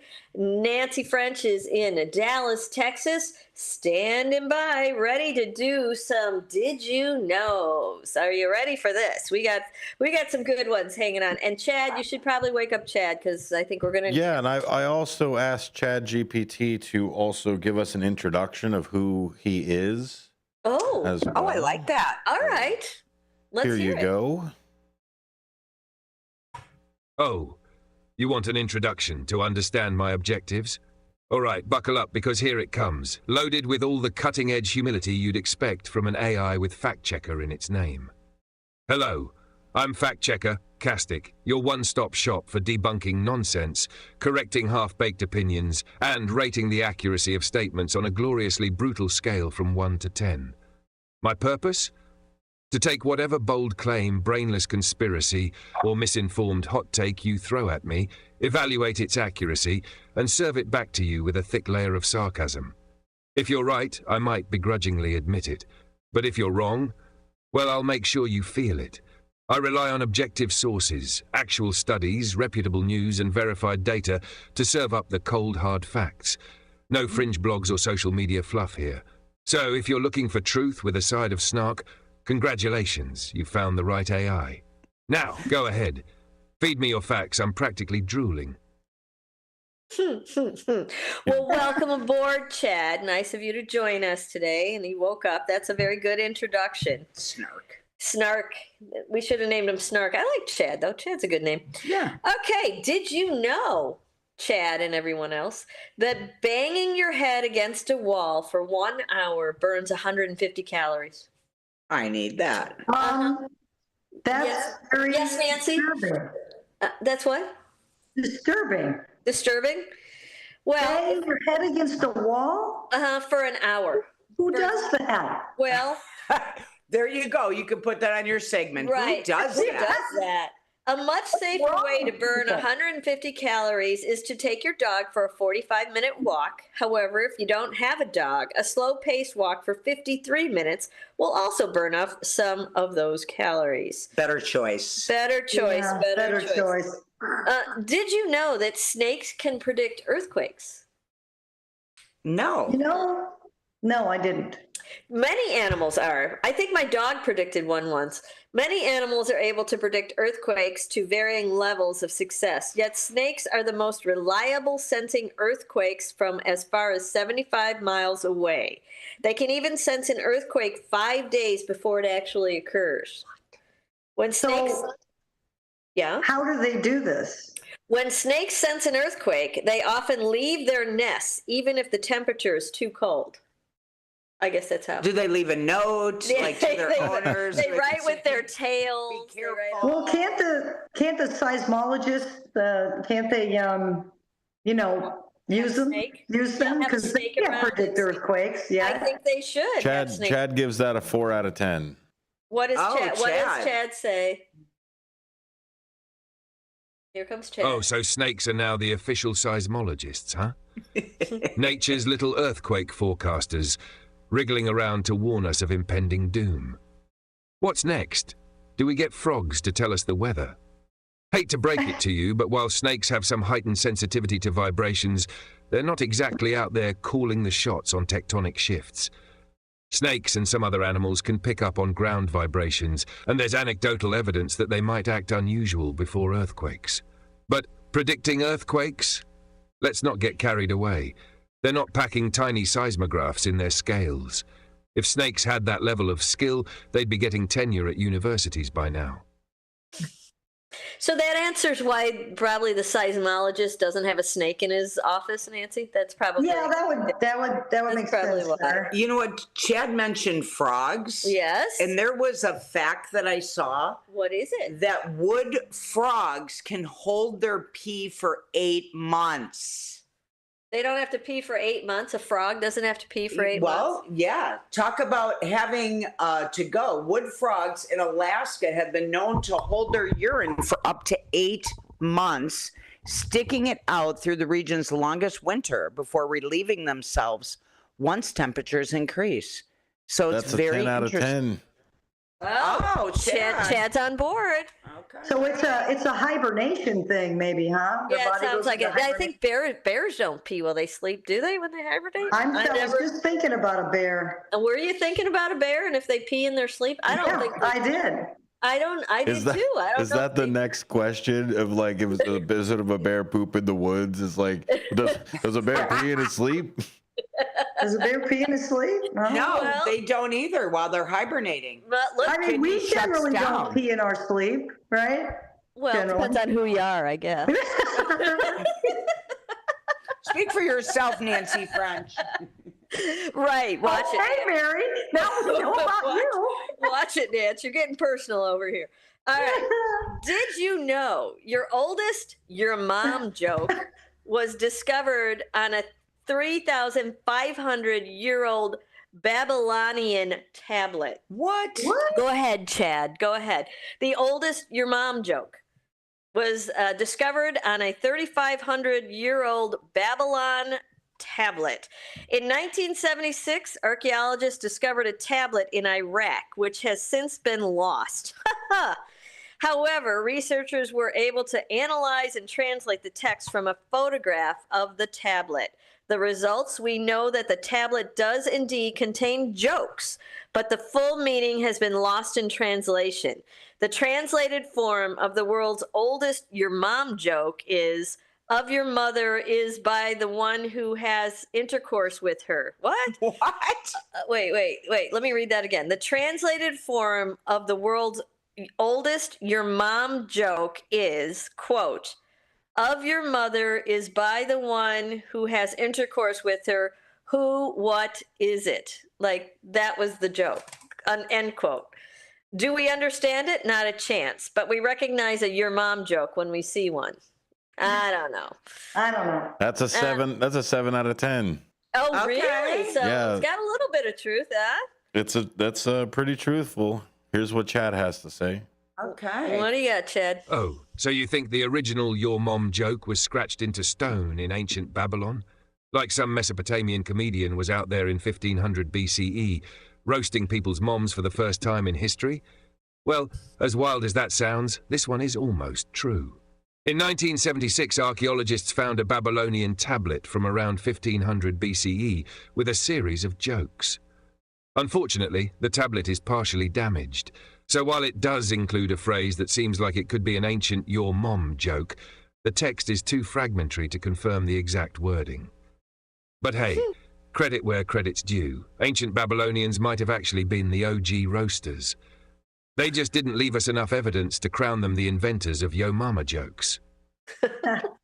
Well, Talk Time with Tammy said that that's where it came from. And guess what you're learning? You're learning all about it. Did you know, this is a good one too. Now, this is a good fact if you didn't know this. Did you know goosebumps, when you're scared, when you get goosebumps and you're scared, you are there's to make yourself look bigger. That's why you get the goosebumps. Really? I don't know. That's what it says. Did you know? If you look at a cat that's facing off against a dog, you'll often see its hair standing on edge, but you don't see the goosebumps hidden underneath their fur, which they also get when they're scared. Goosebumps are a reaction to increased adrenaline, which is why we get goosebumps when cold or emotional. Although we don't really need them now, our ancestors would have needed them when facing off against large beasts before the age of humanity began. So there you have it. Yeah, I can see that goosebumps lifting up your hair in a micrometer way. Right. Somebody. That would make me look bigger, right? If I Not that much bigger. Well, I've been trying it. I don't look much taller. Is it like this? Yeah, no, right. I think it might be an old one, right? Here's my last. That's an 8 out of 10. That's truthful. Oh my gosh. Yep, it's called philo-erection. That's just silly. Oh. Philo-erection to you as well. There you go. Did you know that May 29th is officially Put a Pillow on Your Fridge Day? Mm-hmm. Come on. No, what? It is. Put a pillow on your fridge. 30? We're down to 30. The roots of this odd-sounding holiday go back hundreds of years, starting in the early 1900s. Back then, people didn't have refrigerators, instead would have a piece of cloth in their larders. It's believed that doing so brought luck, peace, and prosperity to the household. We're going to wish you luck, peace, and prosperity. You don't have to put a pillow on your fridge, though. And we are on our way out, but thanks for listening. We'll be back tomorrow. Make good decisions. For many years, Italian Pizza Kitchen in Roselle has been serving quality and excellence. Italian Pizza Kitchen is family-owned, with experience in preparing authentic Italian cuisine with the freshest, highest quality ingredients since the 50s. Your food is always prepared fresh with the same traditions, recipes, and standards that they've perfected over the years. Italian Pizza Kitchen has a passion for great cuisine and customer service. Visit ItalianPizzaKitchen.com. Take a historic walk through the home of America's greatest showman, Al Ringling. Located in Baraboo, Wisconsin, you can view the grand opulence on a guided tour, now hourly starting 11 a.m. to 3 p.m. Weekday tours begin on the veranda and on the weekends in the tap room of the Al Ringling Brewery. Behind the mansion, kick back and try a flight of craft beers and dine at this family-friendly stop. Visit alringlingmansion.com for more information. Your hometown radio station since 1949. We are WRMN AM 1410, Elgin time, 4 o'clock. With your 1410 WRMN News Flash, I'm Sean Curdan. Brought to you by Linzess. The City of Elgin has released the annual budget powered by ClearGov.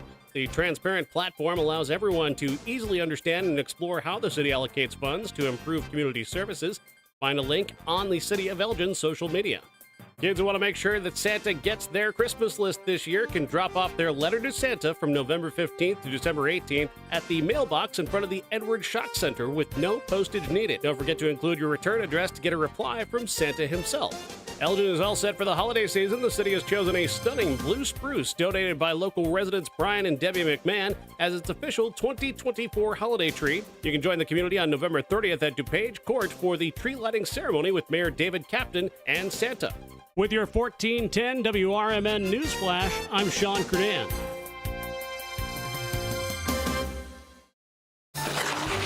Oh no, my phone. Hear that? It's the sound of a skater dropping her phone and smashing it on the ice. Yep, it's definitely broken. But at Verizon, we got you. This holiday, trade in any phone, any condition from one of our top brands and get a new Samsung Galaxy S24 Plus on Unlimited Ultimate and Watch 7 and Tab S9 FE 5G. That's over $1,800 in value. So you'll save big on 3 great gifts. Only at Verizon. Service plan required for watch and tablet. Over $1,800 value based on phone, watch, and tablet. Trade in and additional terms apply. See Verizon.com for details. Drivers who switch and save with Progressive could save hundreds, which could be life-changing. I mean, you could put that money towards concert tickets for your daughter to see that singer who sings about painful breakups. And one song will inspire your little beauty to break up with that beast she's dating, Brian. Instead, she'll date someone who's nice and worthy of her love, not someone who addresses you and your spouse as bro. And it's all because you could save money switching at Progressive.com. Progressive Casualty Insurance Company and Affiliates, not available in all states. Get ready for an unforgettable Saturday night of music on WRMN AM 1410. Starting at 7 p.m., join Court Stevens live from Studio 14 for the CD Showcase. Court mixes together a blend of his favorite country music tunes because, as he says, a song remembers when. Then at 9 p.m., don't miss the Pure American Country Radio Show, hosted by the legendary Hall of Fame disc jockey and voice of the Grand Ole Opry, Bill Cody. Enjoy the best in classic country alongside today's real country hits, perfect for every fan of the genre. But the fun doesn't stop there. At 11 p.m., join country music enthusiasts Jim Dandy and Mike Patrick for Branson Country USA. With a rotating roster of special guest stars from the vibrant Branson entertainment scene, you'll get a taste of the best talent in country music. So grab your boots and settle in for a night filled with heartwarming tunes and legendary sounds. Tune in every Saturday night from 7 p.m. to midnight on WRMN AM 1410, where the heart of country music comes alive. This is WRMN News. I'm Marky B reporting. Shane Waldron is out as Chicago Bears offensive coordinator after only 9 games in the position. Assistant Thomas Brown takes over calling the plays. The Bears fired head coach Matt Eberflus's hand-picked offensive coordinator, the team announced Tuesday morning. Waldron is the second NFL offensive coordinator fired this season, the other being Luke Getsy of the Las Vegas Raiders, who was Waldron's predecessor in Chicago. Waldron's offense had its worst effort of the season on Sunday during a 19-3 loss to the New England Patriots at Soldier Field. The Patriots sacked Bears quarterback Caleb Williams 9 times in the game, and the Bears offense failed to score a touchdown for the second week in a row. In other news, legislation to eliminate a law requiring Illinoisans aged 79 and older to take annual road tests to renew their driver's licenses fizzled out last spring. But many seniors haven't forgotten, nor the fact that Illinois is the only U.S. state with an age-based mandate. Republican State Representative Jeff Kiker of Sycamore introduced a bill to end the age-triggered tests earlier this year after hearing complaints from constituents, many from Huntley's Sun City active adult community. The legislation passed a committee vote, but it was shelved in May. Despite gaining 48 bipartisan co-sponsors, only a few top Democratic leaders signed on. He encouraged voters who support the change to contact their local representative or senator. GOP State Senator Don DeWitt of of St. Charles has proposed a companion bill. Illinois mandates drivers ages 79 and 80 take a road exam if their 4-year license renewal is up. For drivers 81 through 86, every 2 years, and for those 87 and older, it's yearly. WRMN News, produced in Studio 14 by the River Media Network. Do you owe the IRS $10,000 or more in back taxes? Are you being audited or investigated? Has the IRS sent you a letter demanding payment? You may not owe what they claim. Make this free call to the tax doctor now. Let them negotiate with the IRS on your behalf. 800-234-0316. 800-234-0316. That's 800-234-0316. Beef Villa's 3 locations offer much more than their signature Italian beef. Try the Italian sausage, roasted chicken, and more. There's a big variety of delicious side dishes. Beef Villa uses quality ingredients from homemade recipes, and they purchase top-of-the-quality food products from their vendors to bring you the absolute best tasting of foods. Beef Villa's great service and quality are waiting for you, but you won't be waiting long because it's always hot and fresh. Visit beefvilla.com.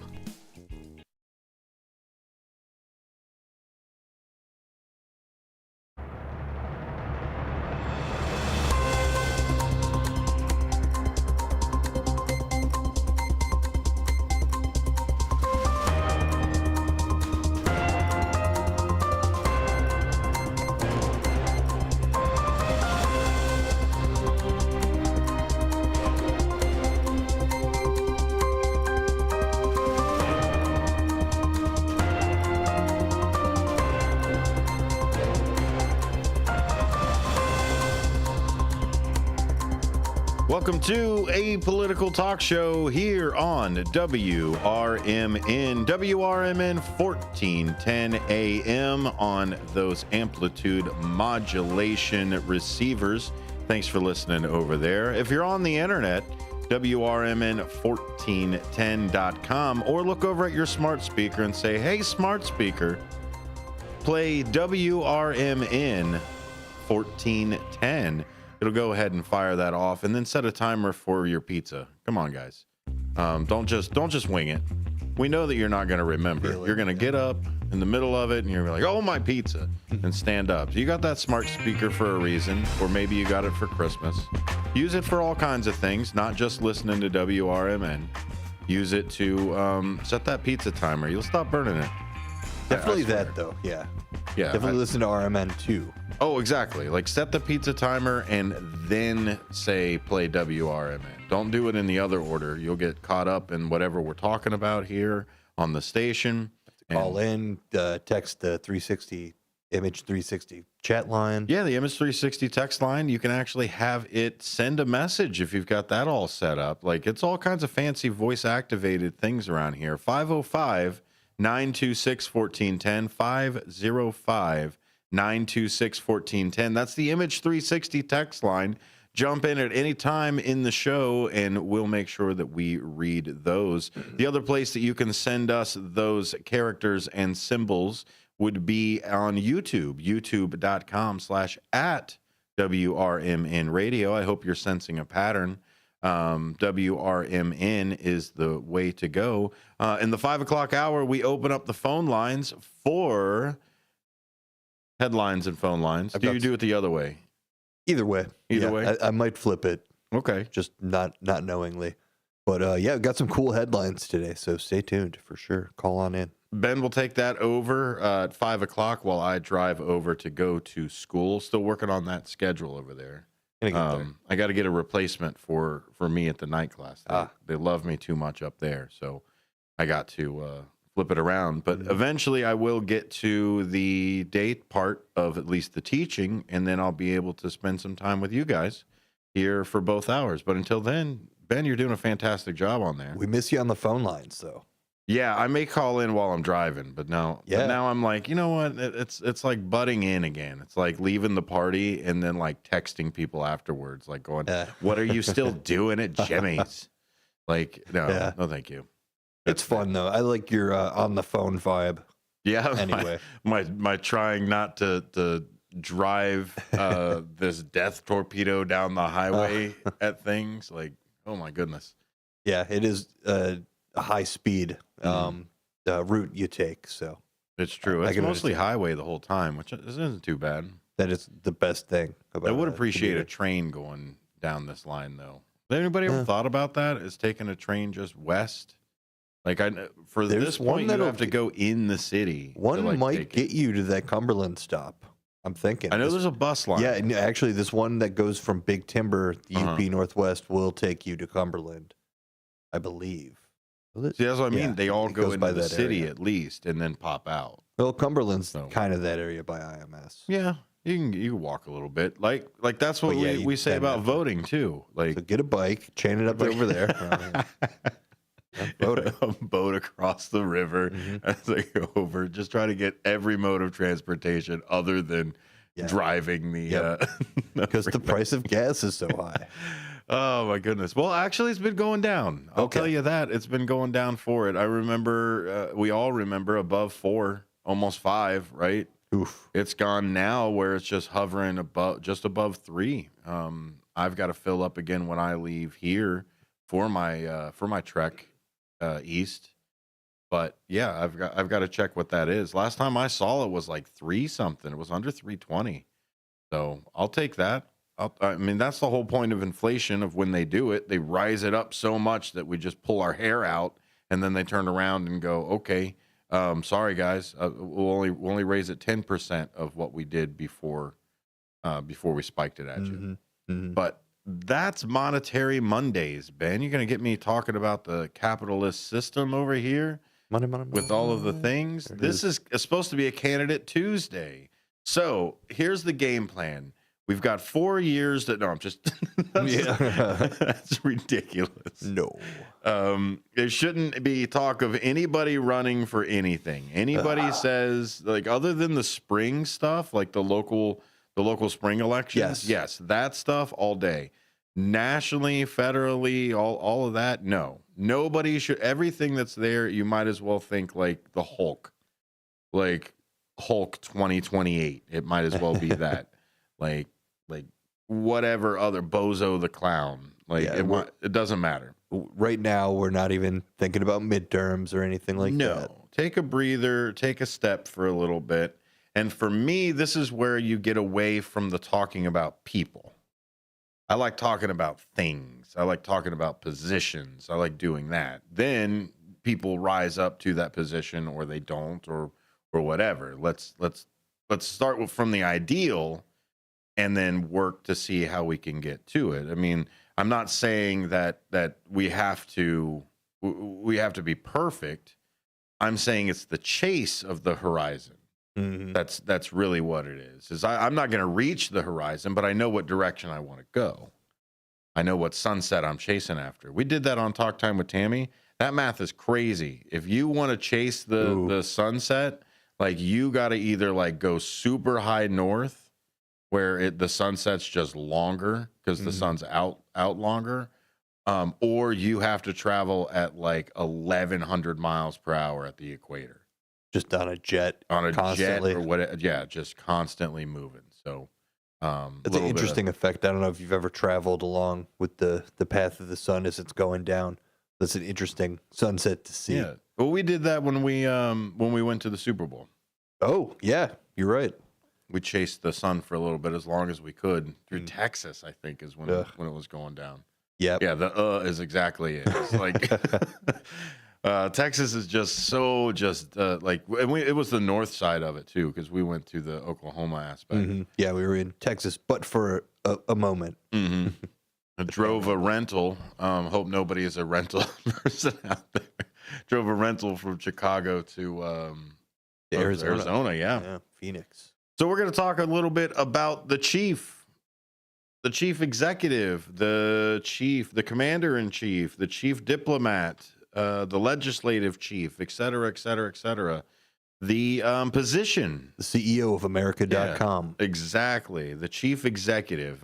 he is an officer, but as semantics go, I don't think watching all of the Supreme Court things and everything about January 6th and all of the other 14th Amendment stuff, people are not taking the officer on everything.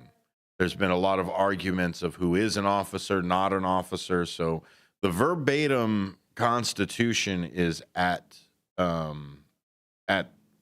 I guess on trial right now, honestly.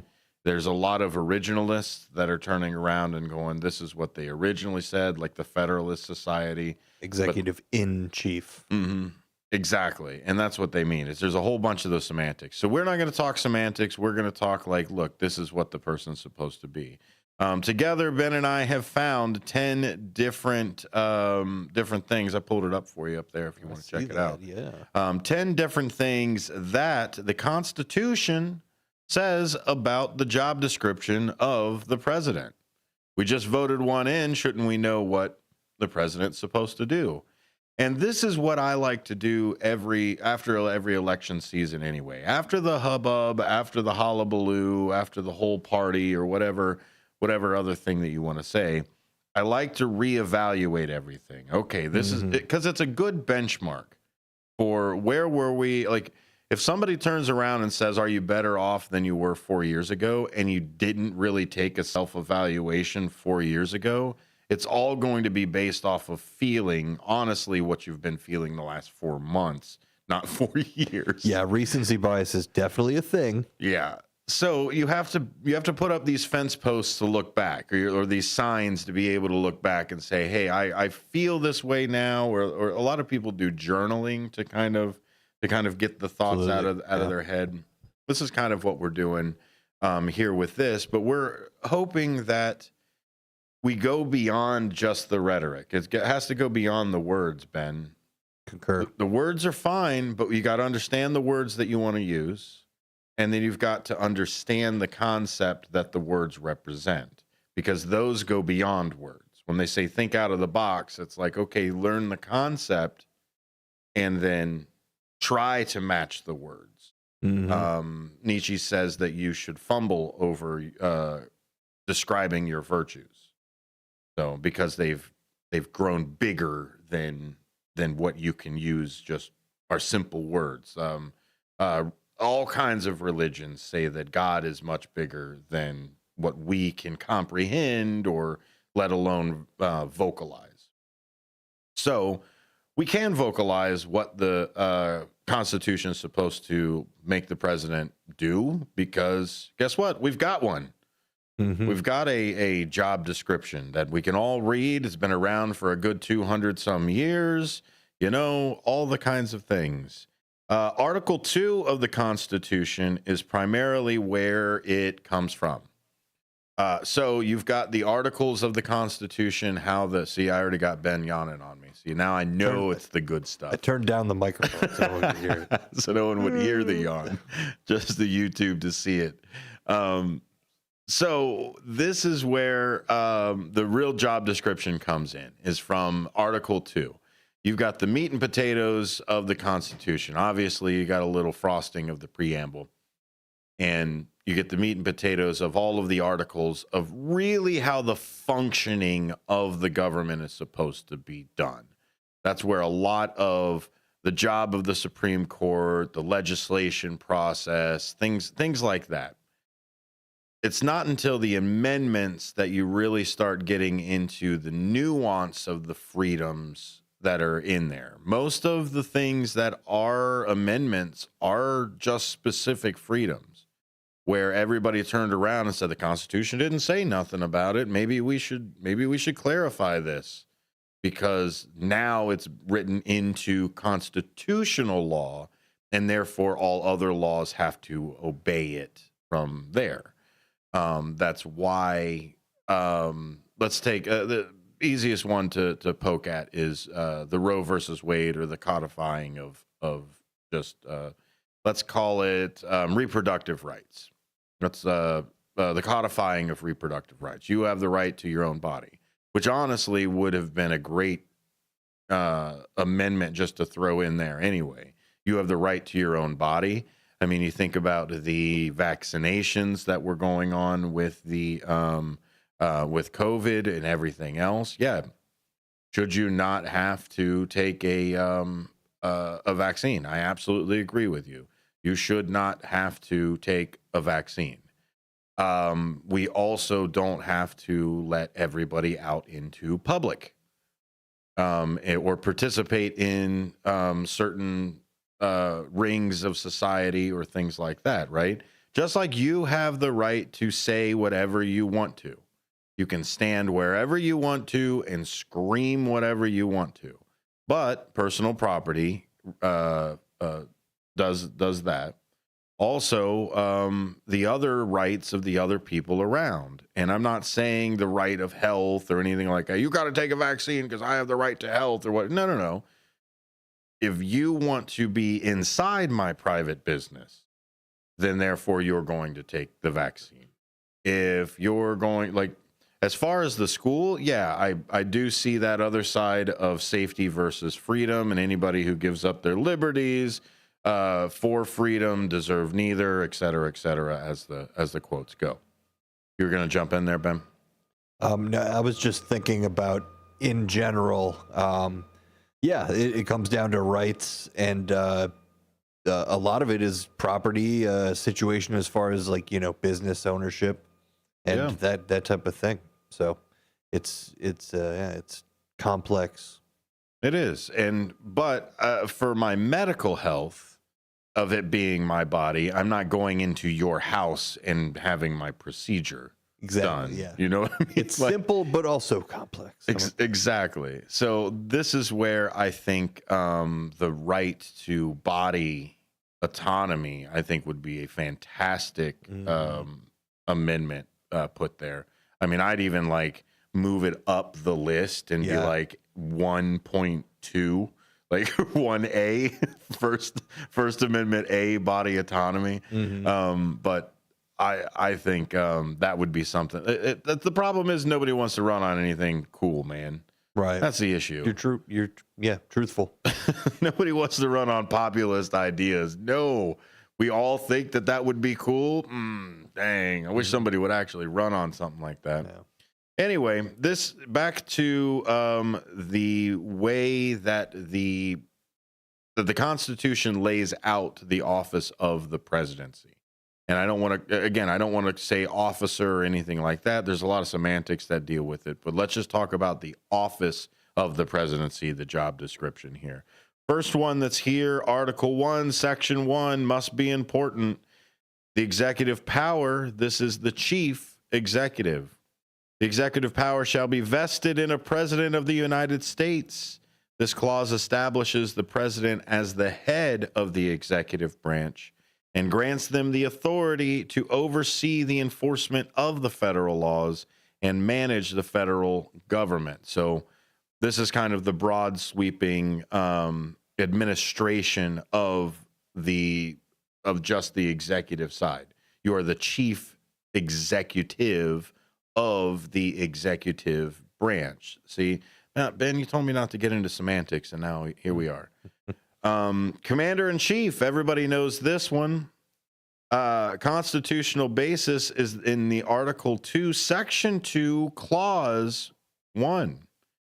Provides that the president shall be commander-in-chief of the Army and the Navy of the United States and the militia of the several states when called into the actual service of the United States. So when they call in the National Guard to protect the United States, or they take the National Guard out from their great cushy job in Nebraska and send them out to Iraq because they need to fill in stopgaps and things like that. Yeah, now you are not under the state anymore. You are under the president, the commander-in-chief. Leading and making critical decisions regarding the U.S. military forces, overseeing the Department of Defense and military operations, and responding to the national emergencies involving military action through although Congress holds the power to declare war. Now, this is where I want to bring the fantabulous executive producer Ben into this. And this is where national emergencies come in. Now, you can't talk about a president in the leadership without talking about some national disasters and emergencies. Not so much the executive branch. Okay, if the executive branch falls apart, then okay, that's on you, Mr. President. You should probably fix it. 2, the commander in chief. This is where the national side of everything comes in on this. And you were talking about emergencies and declarations of emergency that you had pulled up over there. Absolutely, yeah. It's one of those things that's obviously needed, necessary instrument of the executive branch. And obviously, it's things like the first one was President Wilson. It was to do with trading. Look more into that one. I'd have to do a little more research to tell you anything really of note, but it had to do with commerce and trade. Okay. And that one went through. Then you had a spate of them during the World War II period. Yeah, and that's what I mean with this. With Commander in Chief, one of the national emergencies involving the military action, right? Absolutely. This is where they declared the emergency. You said World War II or World War I? Specifically, there were like 3 or 4 during World War II, and most of those, like one, for example, was from 1934 to 1952, which basically said we'll do anything to defend the United States versus the Nazis. Gotcha. It was 1952. At that point, Nazis were defeated, so no reason to keep that active for so long. Whereas you have other ones, for instance, just to give you an idea of how many and how much it's grown and been used as a tool of the executive branch. Wilson 1, FDR 4, I believe. Flash forward to Nixon, had a handful at 5. Clinton with the most, I believe, at 17. Wow. Is that for both terms together? Yes. Well, the most if you don't count Trump's pace, he had the most in one term with 10. Biden had 9. Wow. Okay. Obama had 13. Bush had around the same, 14 or so. Of declared emergency. Yes. This is an emergency. I'm going to declare it. We're going to throw funds at it. I'm going to circumvent any of the other branches and go right to it. And 30 of them are still active. For instance, the first one, one of the older ones by Clinton, the what is it called? The Proliferation of Weapons of Mass Destruction, basically provides the control over export of weapons, combined 2 previous national emergencies regarding WMDs. And then you have obviously the one that keeps getting forwarded or committed to, which I guess most of these do, but it's usually like kind of a ceremony on 9/11. That one, the focus on defending America against terrorism, is one that started in 2001, and every president every year has just kept re-upping that's it's still a national emergency. So yeah, it's from that to things like COVID-19 was declared an emergency when it happened in 2020, and was they got to a point where they were renegotiating on upping it, I think, every quarter. So the last time it was updated was February 23, and it officially ended being a disaster in April of 23. Oh, so they never. So COVID-19 is no longer a disaster. Yes, officially not a national disaster or a national emergency. That classification. Wow, it's to think that there's 30 some that are still going, and how how important. Like I get that it's important to not send out weapons of mass destruction. But how prevalent is it? Is it just so rampant that people are sending out weapons of mass destruction here in the United States that we have to continue the declaration of it? Why don't we just write a law? Right, and that is one of the only stop gaps to an actual, or I guess a reverse of executive action in declaring a disaster, is to get a law on the books to counteract it. That's the only So it's actually done. Well, get to it, please. Or is it just not such a big deal that you do it? There's nothing more permanent, Ben, than a temporary solution. Concur. Thanks for listening to A Political Talk Show right here. I've still got a few more things, checklists that the President of the United States is supposed to do /be, and you're supposed to do /be. Listen here after the bottom of the hour on WRMN.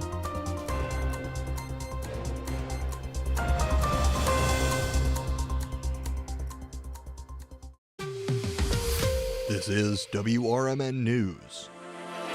I'm Marky B reporting.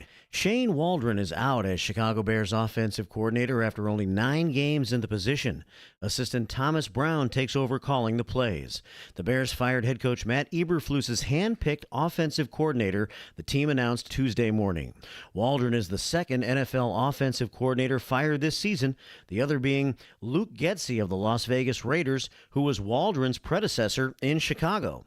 Waldron's offense had its worst effort of the season on Sunday during a 19-3 loss to the New England Patriots at Soldier Field.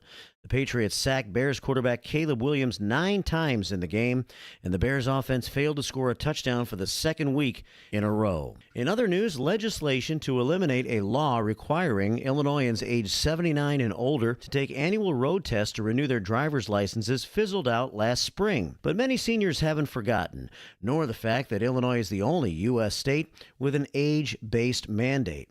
Republican State Representative Jeff Kiker of Sycamore introduced a bill to end the age-triggered tests earlier this year after hearing complaints from constituents, many from Huntley's Sun City active adult community. The legislation passed a committee vote, but it was shelved in May. Despite gaining 48 bipartisan co-sponsors, only a few top Democratic leaders signed on. He encouraged voters who support the change to contact their local representative or senator. GOP State Senator Don DeWitt of St. Charles has proposed a companion bill. Illinois mandates drivers ages 79 and 80 take a road exam if their 4-year license renewal is up. For drivers 81 through 86, every 2 years, and for those 87 and older, it's yearly. WRMN News, produced in Studio 14 by the River Media Network.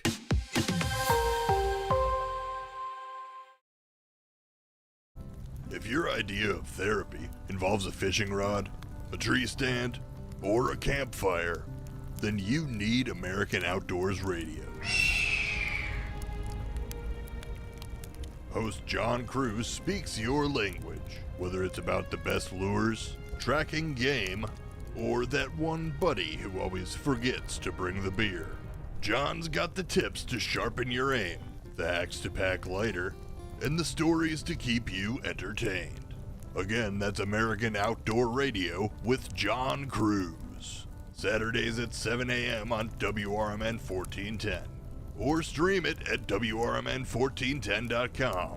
Get ready to outfish, outhunt, and outcamp 'em all on American Outdoor Radio with John Cruz.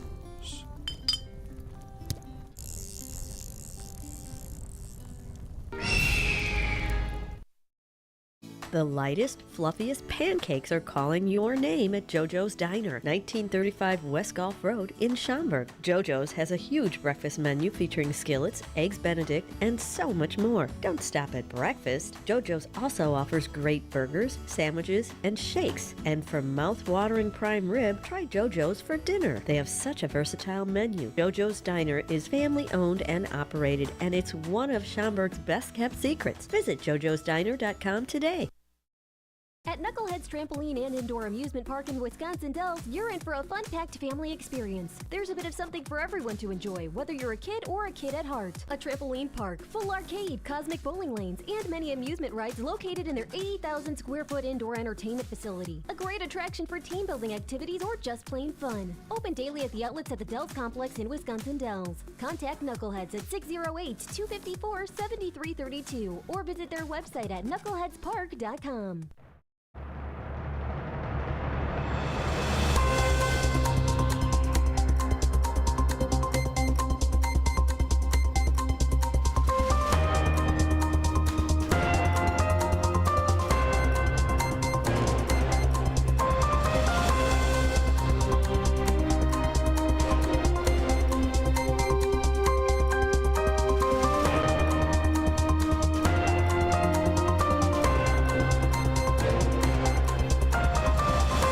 Welcome back to a political talk show right here on WRMN, the home of a political talk show and the talk of the town. Check out WRMN, WRMN1410.com. Thanks for listening, everybody. Thank you for watching as well. I know we push the YouTube here and there, but you know what? It's really good that I'm able to see everybody jump into the comments for things. We've got some regular loyal listeners that wait for it every day. We appreciate them as well.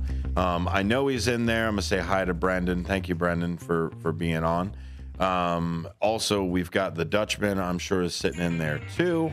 All kinds of great people that I'm Beetlejuicing for the second hour, where they go through headlines and phone lines with executive producer extraordinaire, Bendemonium Boquest. Thank you, sir. Looking forward to that. Happy to be here on this glorious Tuesday. There's some cool headlines out there. One of them I hope you do is the guy from Green Lake that faked his death. I heard about that. The kayak guy. Yes. I didn't get the story, but for some reason the sources had unposted it by the time I saw Oh, really? it. So I don't know.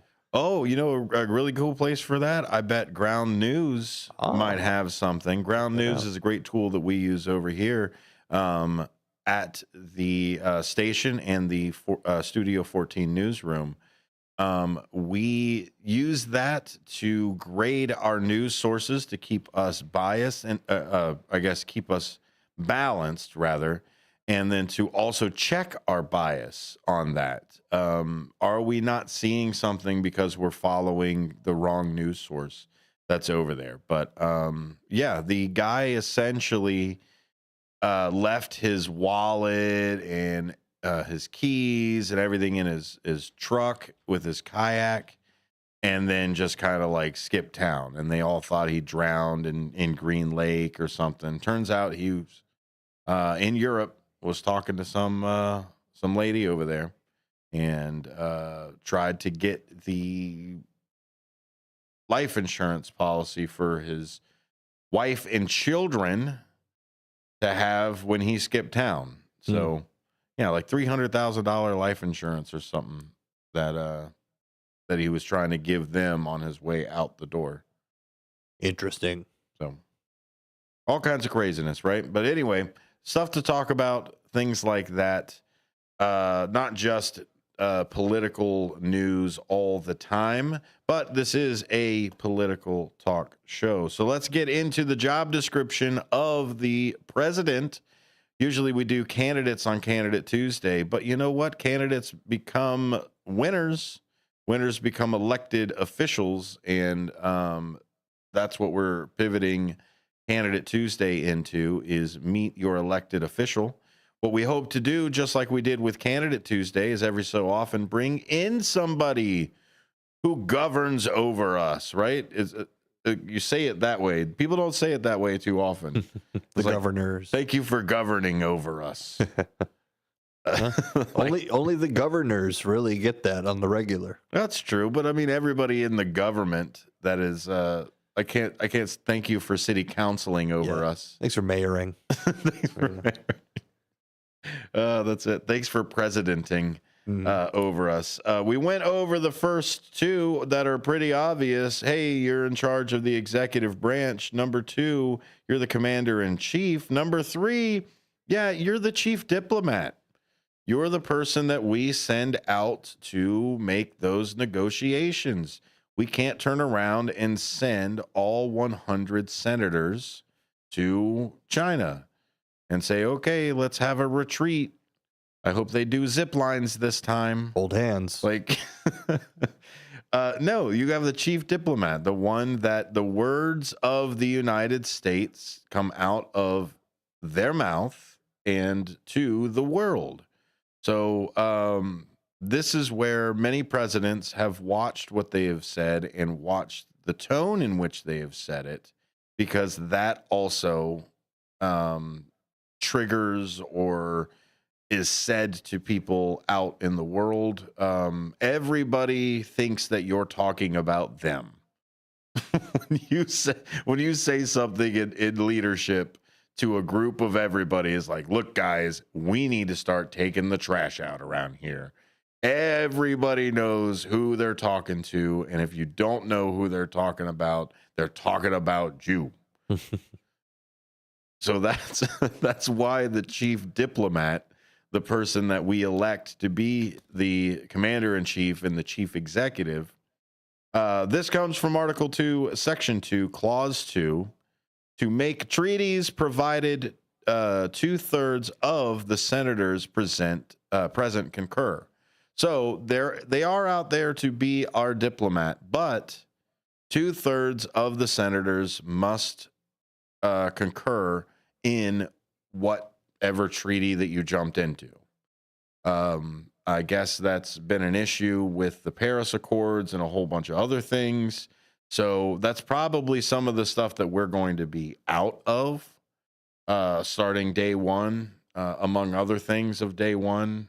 So, yeah, well, I mean, if you're talking about COP and things like that, Biden's kind of skipped out on those as well. So this has been confirmed in 1936 by the United States versus Curtis Wright Export Company, recognized the president's broad authority in conducting foreign policy all the way that far, almost 100 years ago. Legislative leaders, number 4, constitutionally, that is Article 2, Section 3, mandates. There's a lot of talk about mandates all around here. The American people mandate that we get this thing done. Okay. Shall the time to time give the Congress information of the state of the union and recommend to their consideration such measures as he shall judge necessary and expedient. Hey, do you remember that day, Ben, that we went over how candidate promises become laws? Mm-hmm. Yeah, that episode that we did that. You can find that episode at A Political Talk Show's podcasting feed that's over there. Well, that's part of this legislative leader. Now, he doesn't make all the decisions.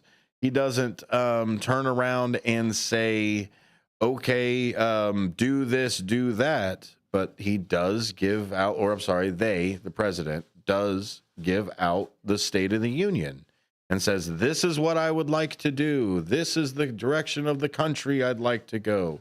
Please, Congress, pass this. Senate, come on.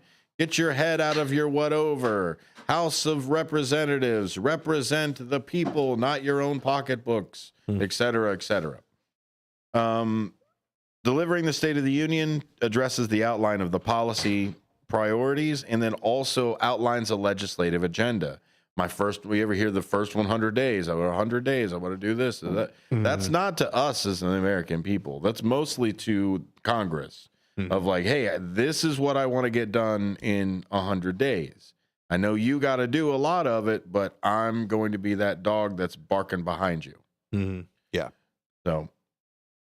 Yeah, it's the where do you see yourself in 5 years interview question. Yeah, where do you see yourself in 100 days? Chief Law Enforcer, Article 2, Section 3, also known as the Take Care Clause, requires that the president shall take care that the laws be faithfully executed. That's pretty straightforward there. Sure. Yeah, I like the verbiage of that. Yeah, the laws, here are the ones that are written. This is the constitutional laws. This is what the Congress has put together recently. So execute them. You are the executive branch. I just like phrasing like that. Like, son, take care that the garbage is administered into the trash can. You should take care that the garbage be ye thrown. On Tuesdays. That's true. Whatever, dude.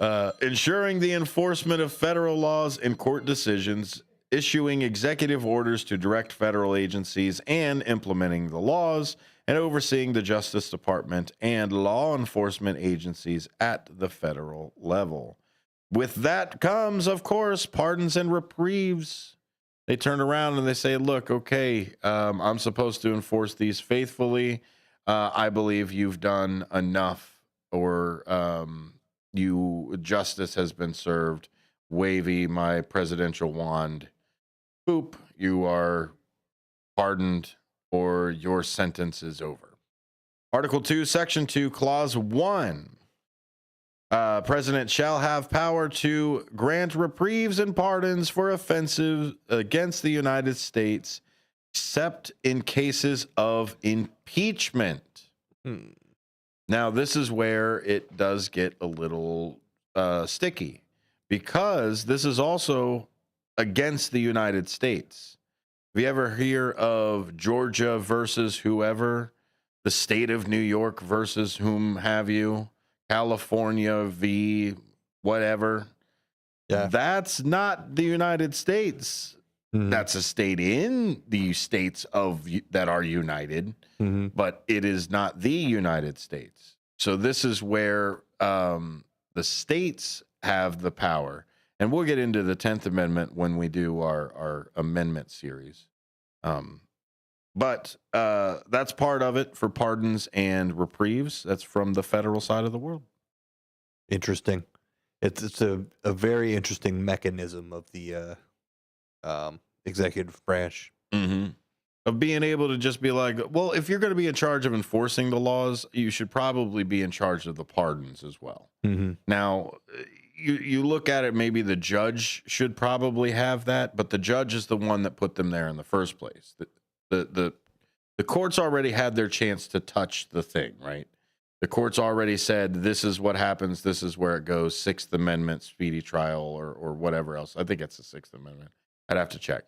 But it's just always been one of those weird, like, only break the glass if this applies kind of thing. Yeah. In the executive branch. Or, okay, I'll tell you the other way to do it. Have you ever gotten off with a warning? Sure. Speeding or otherwise, a police officer turns around and says, hey, you broke the law, et cetera, et cetera. This is a warning. Verbal or written or otherwise. That's essentially what it is the president, the king of cops. I guess that's the best way to kind of put it that way. Or the Lord of Cops or whatever you want to do it. The chief executive. Yeah, that's right. There is phrasing for it. Thank you, Constitution, for the win. This is where he's able to turn around and be like, was you warned? Don't do that again. Like, you probably would lose some of your political clout if you kept pardoning the same guy for the same stuff. It was like, oh, you lied to Congress? Okay, well, here's a pardon. Oh, you lied to Congress again? Yeah. Okay. Appointment power. Speaking of the judicial side, the Article 2, Section 2, Clause 2, triple deuces, states that the president shall nominate and by and with the advice and consent of the Senate shall appoint ambassadors, other public ministers, and consuls, judges of the Supreme Court, and all other officers of the United States. Now, this is where that officers of the United States comes in, is that Article 2, Section 2, Clause 2, and then therefore that triggers the 14th Amendment, anybody who is sworn to office of it's just a whole big mess, and we don't need to get into it on this one. But know that the appointment power, right? We need a judge filled. Okay, well, I know a judge over here. I want this judge to be over there. And then the Congress turns around and says, okay, cool. Signs it off, whether it's a committee or whether it's a what have you, whatever it is for appointments. They nominate the federal judges, including the Supreme Court judges and other high-ranking officials, subject to the Senate confirmation. Senate still has to confirm everybody. Let's see here. Head of state is the other one that's in here. We're running down to the end of it. This is the last three. They're in charge of being the head of state, serving as the symbolic representation of the United States for ceremonial duties. So not only are they an ambassador and they also have everything else, but they also serve as almost our all embodiment of the nation. Because, heck, we voted them in, whether it was the Electoral College or whether it was the popular vote, or in this case, both. The American people decided that this person right here is the best representation of America. Yeah, Dean DeLaley is who it is. I'd vote for you. 2028, DeLaley Green, right? Anyway, Trump is the guy that we all voted for. I can say we all voted. I was there. I voted. I didn't vote for him specifically, but I went out and I voted. We all voted for this guy. And therefore, this is the representation that we all decided would be the best for the United States. And that is where the head of state comes from. You're not just the diplomat. You're not just the commander in chief. You're not just the fact that you are all of those things makes you the head of state and therefore the best representation of the United States. With that comes the emergency powers that Ben was talking about earlier with state of emergency. Now, let's to circle back up with that, Ben. You said that this was on a escalation, like it jumped from like maybe 1 or 2 after World War II to like 17, like 11 or so. Yes, and really where it changed, minor correction, Nixon had 2 during his time, and that was the first president since Roosevelt to have more than 1 declaration of national emergency. Emergencies. Yes. And they didn't have weapons of mass destruction that they needed to declare an emergency something against? like that, yeah. Well, it was Carter who had 2 and Reagan, really, who had 6 in his 2 terms. Wow. So it went that way. Then you had Clinton really break it wide open with 17, and same around that for Clinton or for Bush and Obama. And I think that tells the story of the 2-party system, buddy. I think that's exactly what it does. Is let a president triple the average debt, the average debt. Also triple the amount of emergencies, or at least state of emergencies. Probably led to the debt. I don't know. I'd have to look. I'm not a 1970s, early 80s economist. I'm sure they were out there. May still be some out. And then it's well, they did that. I'll do it too. Yeah, and you've really seen it recently with the border. It has been the contentious one between the last 2 administrations. Same thing with the tariffs on the other side, or the declaration that there's I don't know, there are people out there punching other different types of people, so we have to turn around and declare an emergency on that. Or it's just like, well, isn't violence already illegal? Isn't or the emergency, right? Or what is it? The war on not only terror but the war on poverty. I think both of those, and the war on drugs. Other than the war on terror, I think the drugs and the poverty are winning. If I had to guess that one. And this is where the emergency powers come in. The Supreme Court decision, specifically 1944, was a controversial case in which, I'll give you that one, Korematsu versus the United States in 1944. This is probably where you started seeing some of these emergency powers. Controversial case in which the court upheld President Franklin D. Roosevelt's executive order for Japanese American internment during World War II. That was an emergency power, an emergency decision. Did you see where executive powers and things like that and accountability come in? Oh, wait, the Constitution has a remedy for that too. Oh my goodness, the great Constitution. That's the impeachment.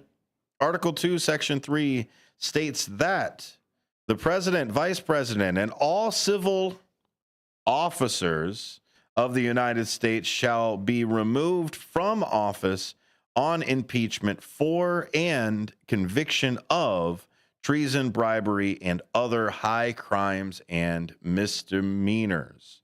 So this is back where the officers come into everything with it. But that's where they said president, vice president, and all civil officers.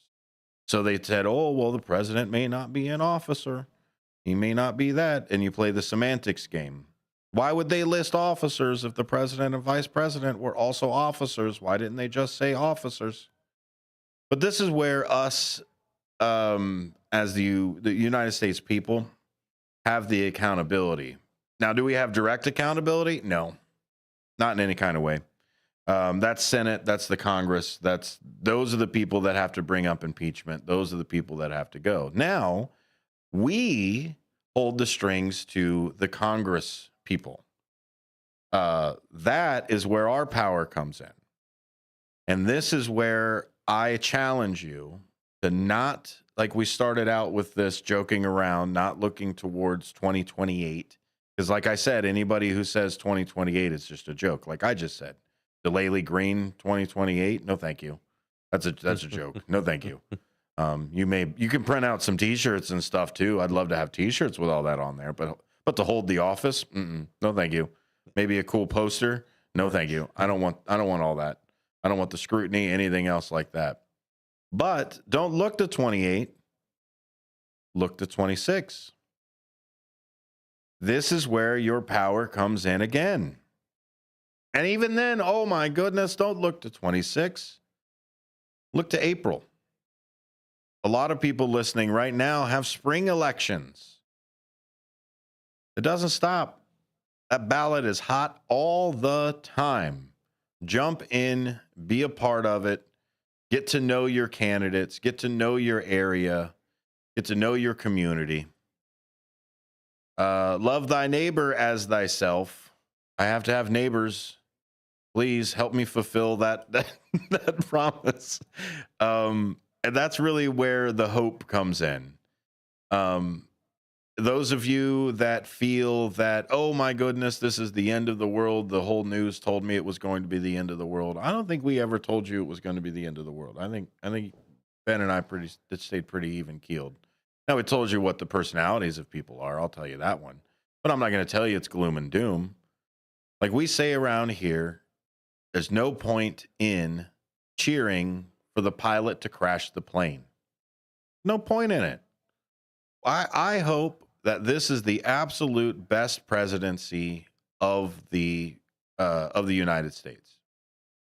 I hope many people are rescued from danger and poverty and medical debt and whatever else, and whatever crazy thing that they put up in the bathrooms, regardless of your gender. But we're all here.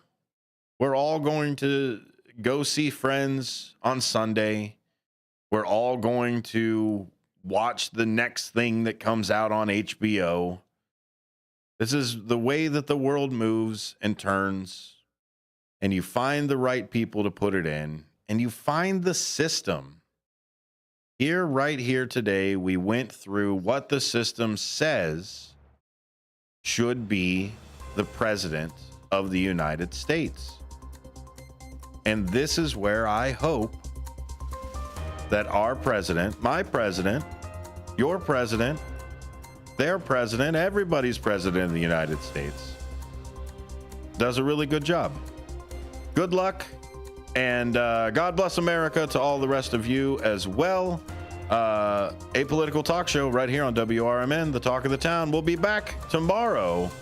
And after this hour, after I get done with this, it will be Ben taking the headlines and phone lines, 847-931-1410, to get into that discussion. I got to go over to class. I'll be back. Hey, thanks, Ben. Thanks, really appreciate it. Stay tuned. I'll see you later.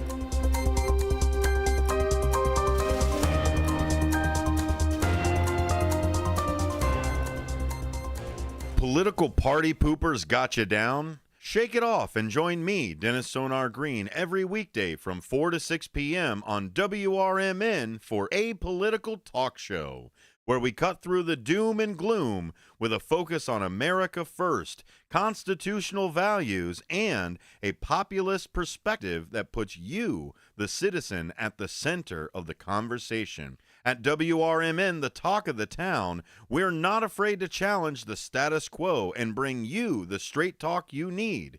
Whether you're frustrated with the political establishment or looking for a clear, some nonsense analysis, this show has you covered. Tune in. Let's take on the issues together with a fresh, unfiltered approach. Catch us every weekday from 4 to 6 p.m. on WRMN, a political talk show. WRMN, the talk of the town. Your hometown radio station since 1949. We are WRMN AM 1410, Elgin time, 5 o'clock. With your 1410 WRMN Newsflash, I'm Sean Kernan. Brought to you by Linzess. Kids who want to make sure that Santa gets their Christmas list this year can drop off their letter to Santa from November 15th to December 18th at the mailbox in front of the Edward Shock Center with no postage needed. Don't forget to include your return address to get a reply from Santa himself. Elgin is all set for the holiday season. The city has chosen a stunning blue spruce donated by local residents Brian and Debbie McMahon as its official 2024 holiday tree. You can join the community on November 30th at DuPage Court for the tree lighting ceremony with Mayor David Captain and Santa. The City of Elgin has released the annual budget powered by ClearGov. The transparent platform allows everyone to easily understand and explore how the city allocates funds to improve community services. Find a link on the City of Elgin social media. With your 1410 WRMN Newsflash, I'm Sean Kernan.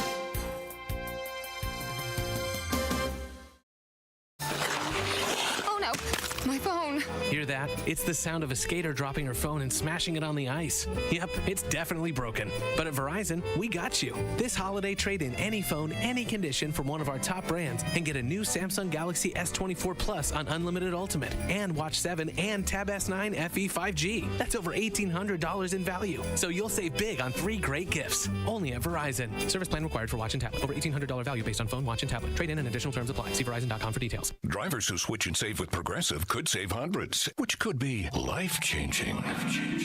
I mean, you could put that money towards concert tickets for your daughter to see that singer who sings about painful breakups. And one song will inspire your little beauty to break up with that beast she's dating, Brian. Instead, she'll date someone who's nice and worthy of her love, not someone who addresses you and your spouse as bro. And it's all because you could save money switching at Progressive.com. Progressive Casualty Insurance Company and affiliates, not available in all states. Adrenaline Monkey is located inside the Life Zone 360 building on Route 72 in West Dundee. Release your inner wild child at Adrenaline Monkey. It's the area's highest octane indoor adventure center. Perfect for the whole family too. Adventurers of all ages can try Ninja Warrior obstacles, rock climbing, vertical adventures, and aerial course. Adrenaline Monkey can also host your organization's team building programs. Half day and full day sessions are available. Visit adrenalinemonkeyfun.com/WD. It's easier than you think for pests to threaten your family's health. Ticks, which spread dangerous diseases, hide in tall grasses and even on your pets. Rodents easily invade your home, contaminate food, and can carry more than 35 diseases. Mosquitoes, which breed in standing water, transmit many diseases. Get the facts you need to protect your family at pestworld.org. It's that easy. A public service message from the National Pest Management Association. This is WRMN News. I'm Marky B reporting. Shane Waldron is out as Chicago Bears offensive coordinator after only 9 games in the position. Assistant Thomas Brown takes over calling the plays.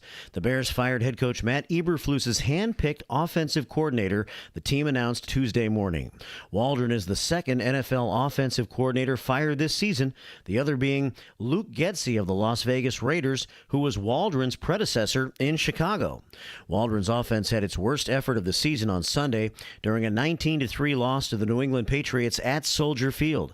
The Patriots sacked Bears quarterback Caleb Williams 9 times in the game, and the Bears offense failed to score a touchdown for the second week in a row. In other news, legislation to eliminate a law requiring Illinoisans aged 79 and older to take annual road tests to renew their driver's licenses fizzled out last spring. But many seniors haven't forgotten, nor the fact that Illinois is the only U.S. state with an age-based mandate.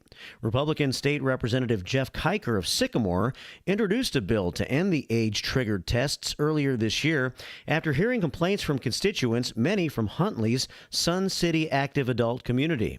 The legislation passed a committee vote, but it was shelved in May.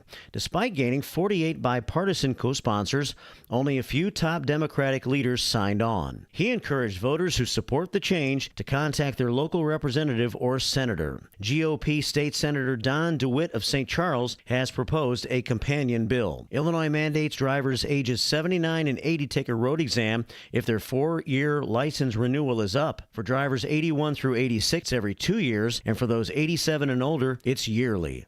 WRMN News, produced in Studio 14 by the River Media Network. Searching for a financial partner that truly has your best interest at heart? Join KCT Credit Union, where they're more than just a bank. They're a not-for-profit financial cooperative. KCT members are owners, meaning profits go back to you in the form of lower loan rates, higher savings rates, and fewer fees. Experience personalized service that puts you first. Become a part of KCT, where your financial well-being is their top priority. Visit kctcu.org. Each account insured up to $250,000 by member's choice. This institution is not federally insured. From morning coffee to your evening commute, WRMN 1410 AM is here for you. The faithful friend that brings you local news, timely topics, and the friendliest voices in the Valley. Stay informed, entertained, and engaged with our full lineup of shows, streaming all day, every day at WRMN1410.com or on the WRMN app. Wherever you are, we're right there with you. So why switch stations? Stick with the one that has it all. WRMN 1410 AM, your daily companion, your constant conversation.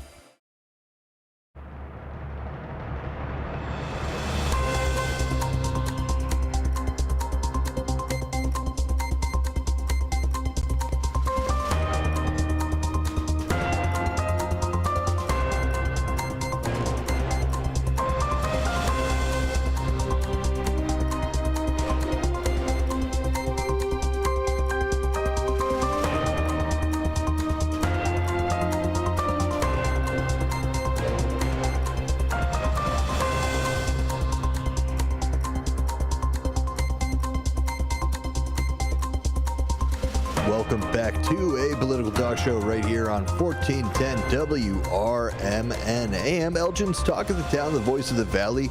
Find us at WRMN1410.com as well. Listen to the app, download it anywhere you get your apps. Google's Play Store, the Apple Store, both have it. Find us on YouTube at WRMN Radio. Every day we're here 4 to 6 p.m. right here, 1410. Breaking down what's going on out there politically in an apolitical fashion. How about that? Refreshing a little bit, right? I'm not going to say I'm not biased. Everybody's biased. Everybody has their own personal politics, their own personal beliefs. Sometimes those cross a party line. And, sometimes they're straight down the ballot. Either way, we're here to pretty much just give you the information, make up your own mind, and also leave that phone line open for you to give your 2 cents as well. 847-931-1410. You can be part of the show too. How about that? I'm Ben Boquist, Ben Demonium Boquist. Follow me anywhere. Substack, benboquist.substack.com. Be going weekly updates since one of the most contentious elections and future campaign seasons, as we all know. Now it's campaign season. But we're going to put that a little bit on the back burner here and go through some headlines and then get to the phone lines. Real quick, this first story here, we'll probably go back and just wax on this a little bit, maybe see what the callers have to say about it. This first story from APnews.com, Pentagon secrets leaker Jack Teixeira sentenced to 15 years in prison by a federal judge. Federal judge on Tuesday sentenced a Massachusetts Air National Guard member to 15 years in prison after he pleaded guilty to leaking highly classified military documents about the war in Ukraine. Jack Teixeira pleaded guilty earlier this year to 6 counts of willful retention and transmission of national defense information under the Espionage Act, following his arrest in the most consequential national security case in years. Brought into court wearing an orange jumpsuit, he showed no visible reaction as he was sentenced by U.S. District Judge Indira Talwani.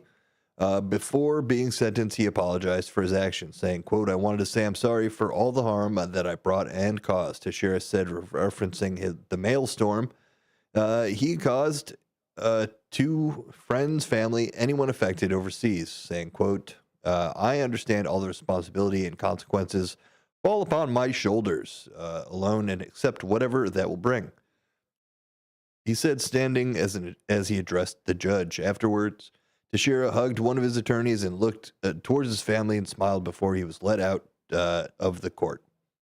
The security breach raised alarm over America's ability to protect its most closely guarded secrets and forced the Biden administration to scramble to try to contain the diplomatic military fallout. The leaks embarrassed the Pentagon, which tightened controls to safeguard classified information, and disciplined members found to have intentionally failed to take required action about Teixeira's suspicious behavior. Earlier on Tuesday's hearing, U.S. Assistant Attorney Jaron Dolan argued that 200 months, or a little more than 16 and a half years, was appropriate given the historic damage caused by Teixeira's conduct and aided adversaries of the United States and hurt the country's allies. He also said that recommendation by the prosecutors would send a message to anyone in the military who might consider similar conduct. Yeah, obviously, I feel like this is one of those things that it's pretty down the middle when you're talking about a citizen. At least I know there's the elephant in the room of hey, what if this person is the president now? Not what we're talking about, apparently, because it's another instance of the classism, I would say, and it would be pretty hard to argue against that. You got your petty officers, your regular service members, and that kind of thing. They usually get the reprimand, whereas the higher ups kind of can skirt that. And then when you talk elected officials, it's something that, the days are apparently gone where they're held to the standards and the laws don't apply, it seems. And for a lot of stuff, it's money. Whereas, things are just a fine. And that's effectively making laws legal to the rich. So an interesting take, but yeah, again, I believe that in cases like this, that there should be some type of punishment handed down. You just can't be using the photocopier willy-nilly in there. And how many years has it been since Snowden? Almost 15. I want to say it was around 2012, 2010, something like that. So I don't know. Looking forward, obviously this case differs a lot from what Snowden did. It's weird. This wasn't necessarily a clean-cut whistleblowing type of operation, but it is what it is. A lot of people are of the mind that Snowden should be, prosecuted, and if he stayed in the United States, he would have been. So, to me, it seems like one of those time-served situations, but that's going in a whole different direction. So we'll see. Talk about pardons. I again agree with this decision. I think most sane people would. Can't be kind of just going crazy from within there. But yeah, moving on to something maybe a little more silly. There's a new state law in Tennessee, a new state law that makes posting distressing images a crime. The state of Tennessee amended Tennessee Code Title 39, Chapter 17, Part 3 of its harassment law, which was previously focused on malicious person-to-person communication, to apply to anyone transmitting potentially offensive images on the web. Very loosely worded, and it kind of comes back to last hour. We were talking about mandates. Mandate don't post any scary images, I guess. The exact language of the law now reads, A person commits an offense who intentionally And then it goes on to state, communicates with another person or transmits or displays an image in a manner in which there is a reasonable expectation that the image will be viewed by the victim by telephone, in writing, or by electronic communication without legitimate purpose. A, with the malicious intent to frighten, intimidate, or cause emotional distress. Or 2, B, in a manner the defendant knows or reasonably should know who would frighten, intimidate, or cause emotional distress to a similarly situated person of reasonable sensibilities. And B, as a result of the communication, the person is frightened, intimidated, or emotionally distressed. I'm going to read that whole thing over again just to give a real clear synopsis. So a person commits an offense who intentionally communicates with another person, i.e. Text message, email, phone, writing, or electronic communication in any way without a legitimate purpose, i.e. it's basically a crank call. You're not calling on behalf of a person, company, something like that, a sales call, even though I would imagine that those are all held to this standard as well. So, this is where it gets fuzzy a little bit with the malicious intent. A, either with the malicious intent to frighten, intimidate, or cause emotional distress, or in a manner the defendant knows or reasonably should know would frighten, intimidate, or cause emotional distress to a similarly situated person of reasonable sensibilities. And as the result of the communication, the person is frightened, intimidated, or emotionally distressed. So, is this open for interpretation? It very much seems so. No electronic communication is safe under the new law, as subsections have been added to include images shared via social networks where the victim could possibly see it. The bill now includes language that requires social networking sites to hand over the offending materials to the government if there's a warrant or court order if the person who posted the images provides consent. The vague nature of Tennessee's amended harassment law has many calling it unconstitutional, including UCLA School of Law professor Eugene Volk. Volk describes several behaviors that will soon be illegal. If you're posting a picture of someone in an embarrassing situation, not at all limited to, say, sexually themed pictures or illegally taken pictures, you're criminally, unless the prosecutor, judge, or jury concludes that you had a legitimate purpose, quote unquote. Likewise, if you post an image intended to distress some religious, political, ethnic, racial, etc. group, you can be sent to jail if government's decision makers thinks your purpose wasn't legitimate. Nothing in the law requires that picture be of the victim, only that it be distressing to the victim. The same is true if you didn't intend to distress those people who, but reasonably should have known that the material, says the picture of Muhammad, or blasphemous jokes about Jesus, or harsh cartoons, insults of some political group would cause emotional distress to a similarly situated person of reasonable sensibilities. Went on to say, quote, and of course the same would apply to TV, newspaper, posts embarrassing pictures or blasphemous images on its site. The amendment was passed May 18th and signed into law May 30th by Governor Bill Haslam, and will go into effect on July 1st. So this has already happened. This is not Tennessee's first foray into controversial digital legislation. The digitally conscious, but not exactly savvy state previously made it illegal to share passwords to sites such as Netflix. So that kind of tells you what side they're on, what their true focus is here. Let's go right to the phone lines. Dutchman, I see you've called. Dutchman, how's it going? Oh, I'm hanging in there. How about you guys? You guys have a good weekend? Yes, sir. Yeah, I had a great weekend. How about you? Are you a password sharer frowned upon in the state of Tennessee? Yeah, no. No. No. Yeah, Netflix made it. Yeah, thanks for answering. Well, the FCC is listening. No.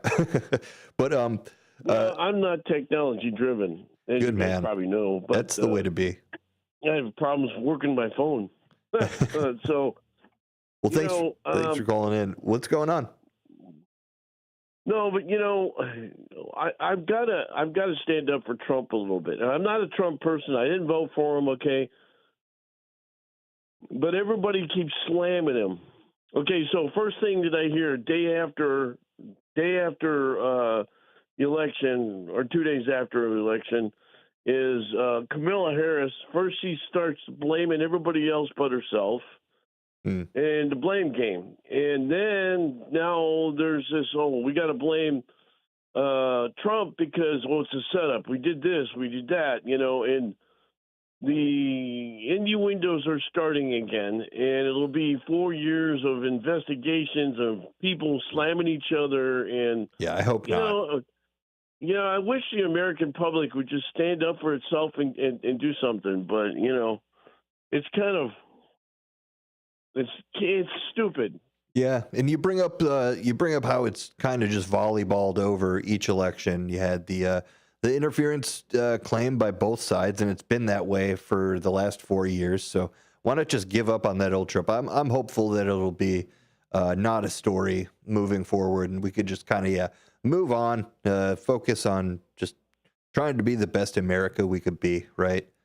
Well, technology is the reason I'm bringing this up. It's because now it's a house of fire on Twitter and Facebook and YouTube and all this other stuff. All right, so it's hard to compete with people that are, for some reason, the Democrats have a louder mouth, a bigger stage to perform their action, and the Republicans just don't seem to stand up to it.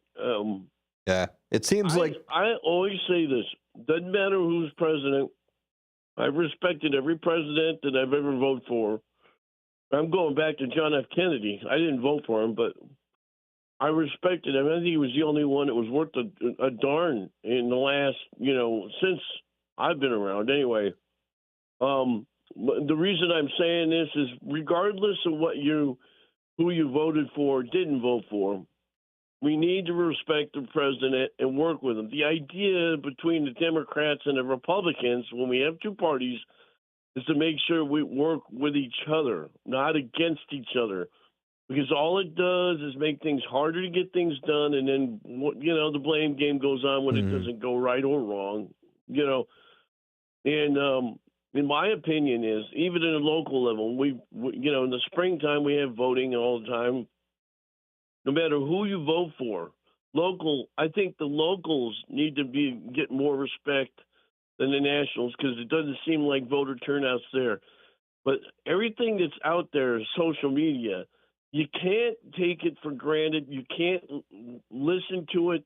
A lot of it is fake. If you want to read something you think is true, backtrack it and see where it comes from. Don't believe everything you hear, because that's what's driving emotions, and emotions doesn't get you anywhere. Yeah, it's interesting. And that's my 10 cents for today. I love it. No, great advice as always, Dutchman. And it's crazy to see states like, I guess Tennessee is just known for doing a little bit interesting of their internet laws. And yeah, what do you think about that specifically? If someone posts a distressing image to someone, and it could be a crime. Well, it depends on what the level is. Right. I mean, people throw things out there all the time and cussing and, the F word, the S word, everything out there on the internet. And, there's a lot of, let's just say, skin being thrown around. There's a lot of stuff out there that I can't say that we should regulate it. It used to be, when it first came out, I thought for sure you'd regulate it. The government should step in. But then I got to thinking, it's actually kind of against the Constitution to regulate somebody's business, because Mark Zuckerberg and I forget the other guys' names. It is a business, and so as a business model, would you want somebody to come in and regulate you? I know they do with you guys in the radio station, and that's FCC watching out for everybody. But at the same token, how far you want to make it, regulations. In some cases, Yeah, I mean, but again, it goes to majority rule. If most of the people on the internet don't agree with it, then, I think it ought to be up for a vote, especially in the states you're in. It's some of the things they come up with nowadays are kind of stupid, especially in California. Oh yeah. Yeah, that's so kind of it ought to be left up to the consumer. Absolutely. I mean, if majority rule is fine. I mean, if one guy says, well, I don't like the way your grass is growing, I'm going to report it to the cops or what color you have. And the next thing you know, they're making regulations because that's not right. And that's where I want to go with this. I don't know if that's, how much. Yeah, I think Tennessee is kind of, there's a lot of different things about it. If you've ever been down there, you know what I'm talking about. But yeah, it's just a different way. And I'd like to hear from other people. I mean, I'd like to hear from both Democrats and Republicans, and we need more people calling the station and having a mix, because I believe in most people most Americans, most private citizens have more sense than the government anyways. So yeah, but then it seems like it.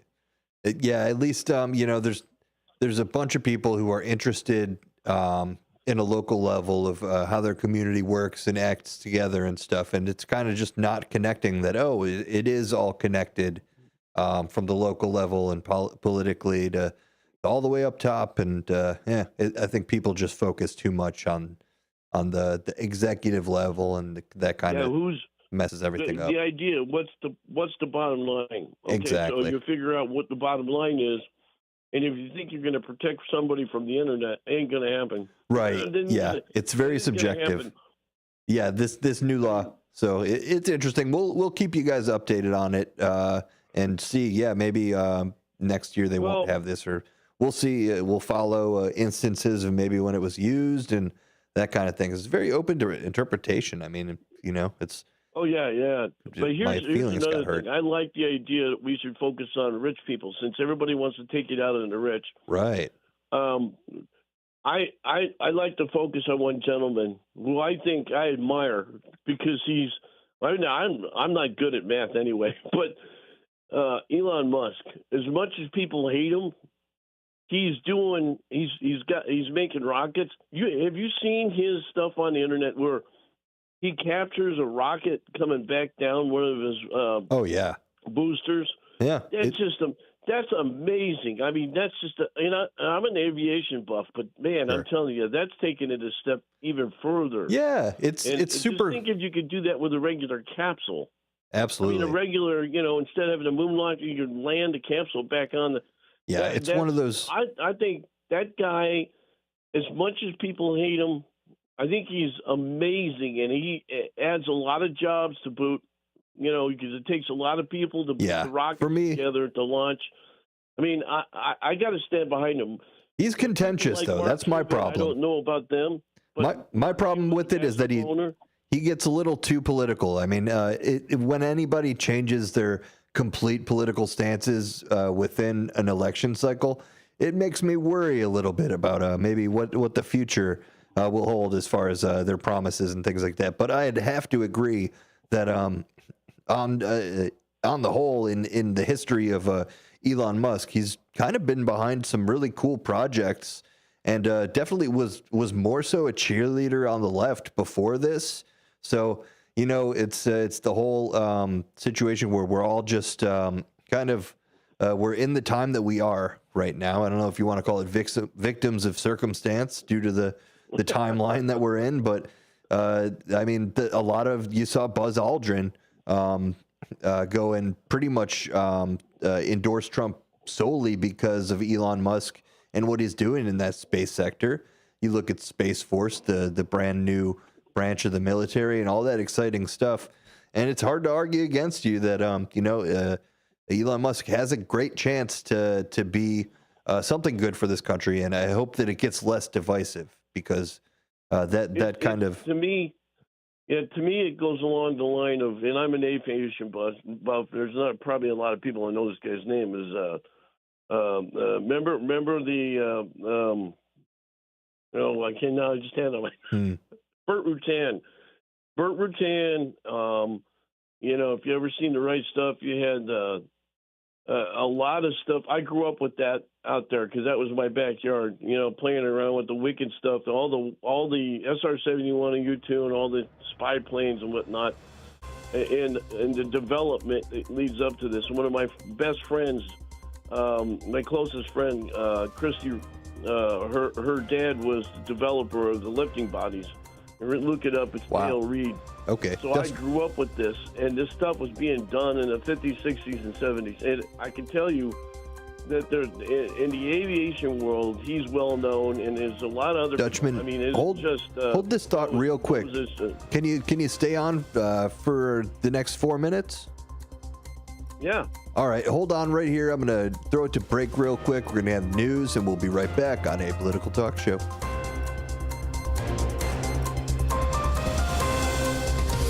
This is WRMN News. I'm Marky B reporting. Shane Waldron is out as Chicago Bears offensive coordinator after only 9 games in the position. Assistant Thomas Brown takes over calling the plays. The Bears fired head coach Matt Eberflus's hand-picked offensive coordinator, the team announced Tuesday morning. Waldron is the second NFL offensive coordinator fired this season, the other being Luke Getsy of the Las Vegas Raiders, who was Waldron's predecessor in Chicago. Waldron's offense had its worst effort of the season on Sunday during a 19-3 loss to the New England Patriots at Soldier Field. The Patriots sacked Bears quarterback Caleb Williams 9 times in the game, and the Bears offense failed to score a touchdown for the second week in a row. In other news, legislation to eliminate a law requiring Illinoisans aged 79 and older to take annual road tests to renew their driver's licenses fizzled out last spring. But many seniors haven't forgotten, nor the fact that Illinois is the only U.S. state with an age-based mandate. Republican State Representative Jeff Kiker of Sycamore introduced a bill to end the age-triggered tests earlier this year after hearing complaints from constituents, many from Huntley's Sun City active adult community. The legislation passed a committee vote, but it was shelved in May. Despite gaining 48 bipartisan co-sponsors, only a few top Democratic leaders signed on. He encouraged voters who support the change to contact their local representative or senator. GOP State Senator Don DeWitt of St. Charles has proposed a companion bill. Illinois mandates drivers ages 79 and 80 take a road exam if their 4-year license renewal is up. For drivers 81 through 86, every 2 years, and for those 87 and older, it's yearly. WRMN News, produced in Studio 14 by the River Media Network. Over the years, you've brought them into your home. You were prescribed opioids after the C-section, when Dad injured his back, when your basketball star tore his ACL. Opioids helped with the pain, and you held on to them just in case. But did you know holding on to unused opioids puts your family at risk? Opioids are powerful pain-reducing prescription medicines, but most people who are prescribed opioids don't finish their prescriptions. So millions of unused opioids are sitting in homes across the country. And tragically, more than 100 Americans die every day from overdoses involving opioids. What can you do to protect your family? Remove the risk of unused opioids from your home. Pills, patches, or syrups in drawers, purses, and cabinets, anywhere they might be hiding. To find out how to dispose of them properly, visit www.fda.gov/drug disposal. Join me, your host, Michael Francis Tuman, on my radio show, Chief Guard of the Republic, where we talk about all things national security and defense. Other topics will include personal security, safety, and dealing with law enforcement situations. Call in, ask me questions. I will get you answers. Every week, Saturday, noon until 1 p.m., here on Fox River Valley's 1410 AM, WRMN Elgin. WRMN says thank you to all of our local veterans, like Jerry Christofferson of True Patriots Care. We had the 1,700 flags up across from the wall. That's how many POWs and MIAs from Vietnam are still missing. Plus, we do veterans and first responders funerals. Yeah. And so if you ever drive by a funeral home or a church or a cemetery and you see the flags, you know a soldier died today. Go to TruePatriotsCare.com for more information. And veterans, thank you for your service to our country.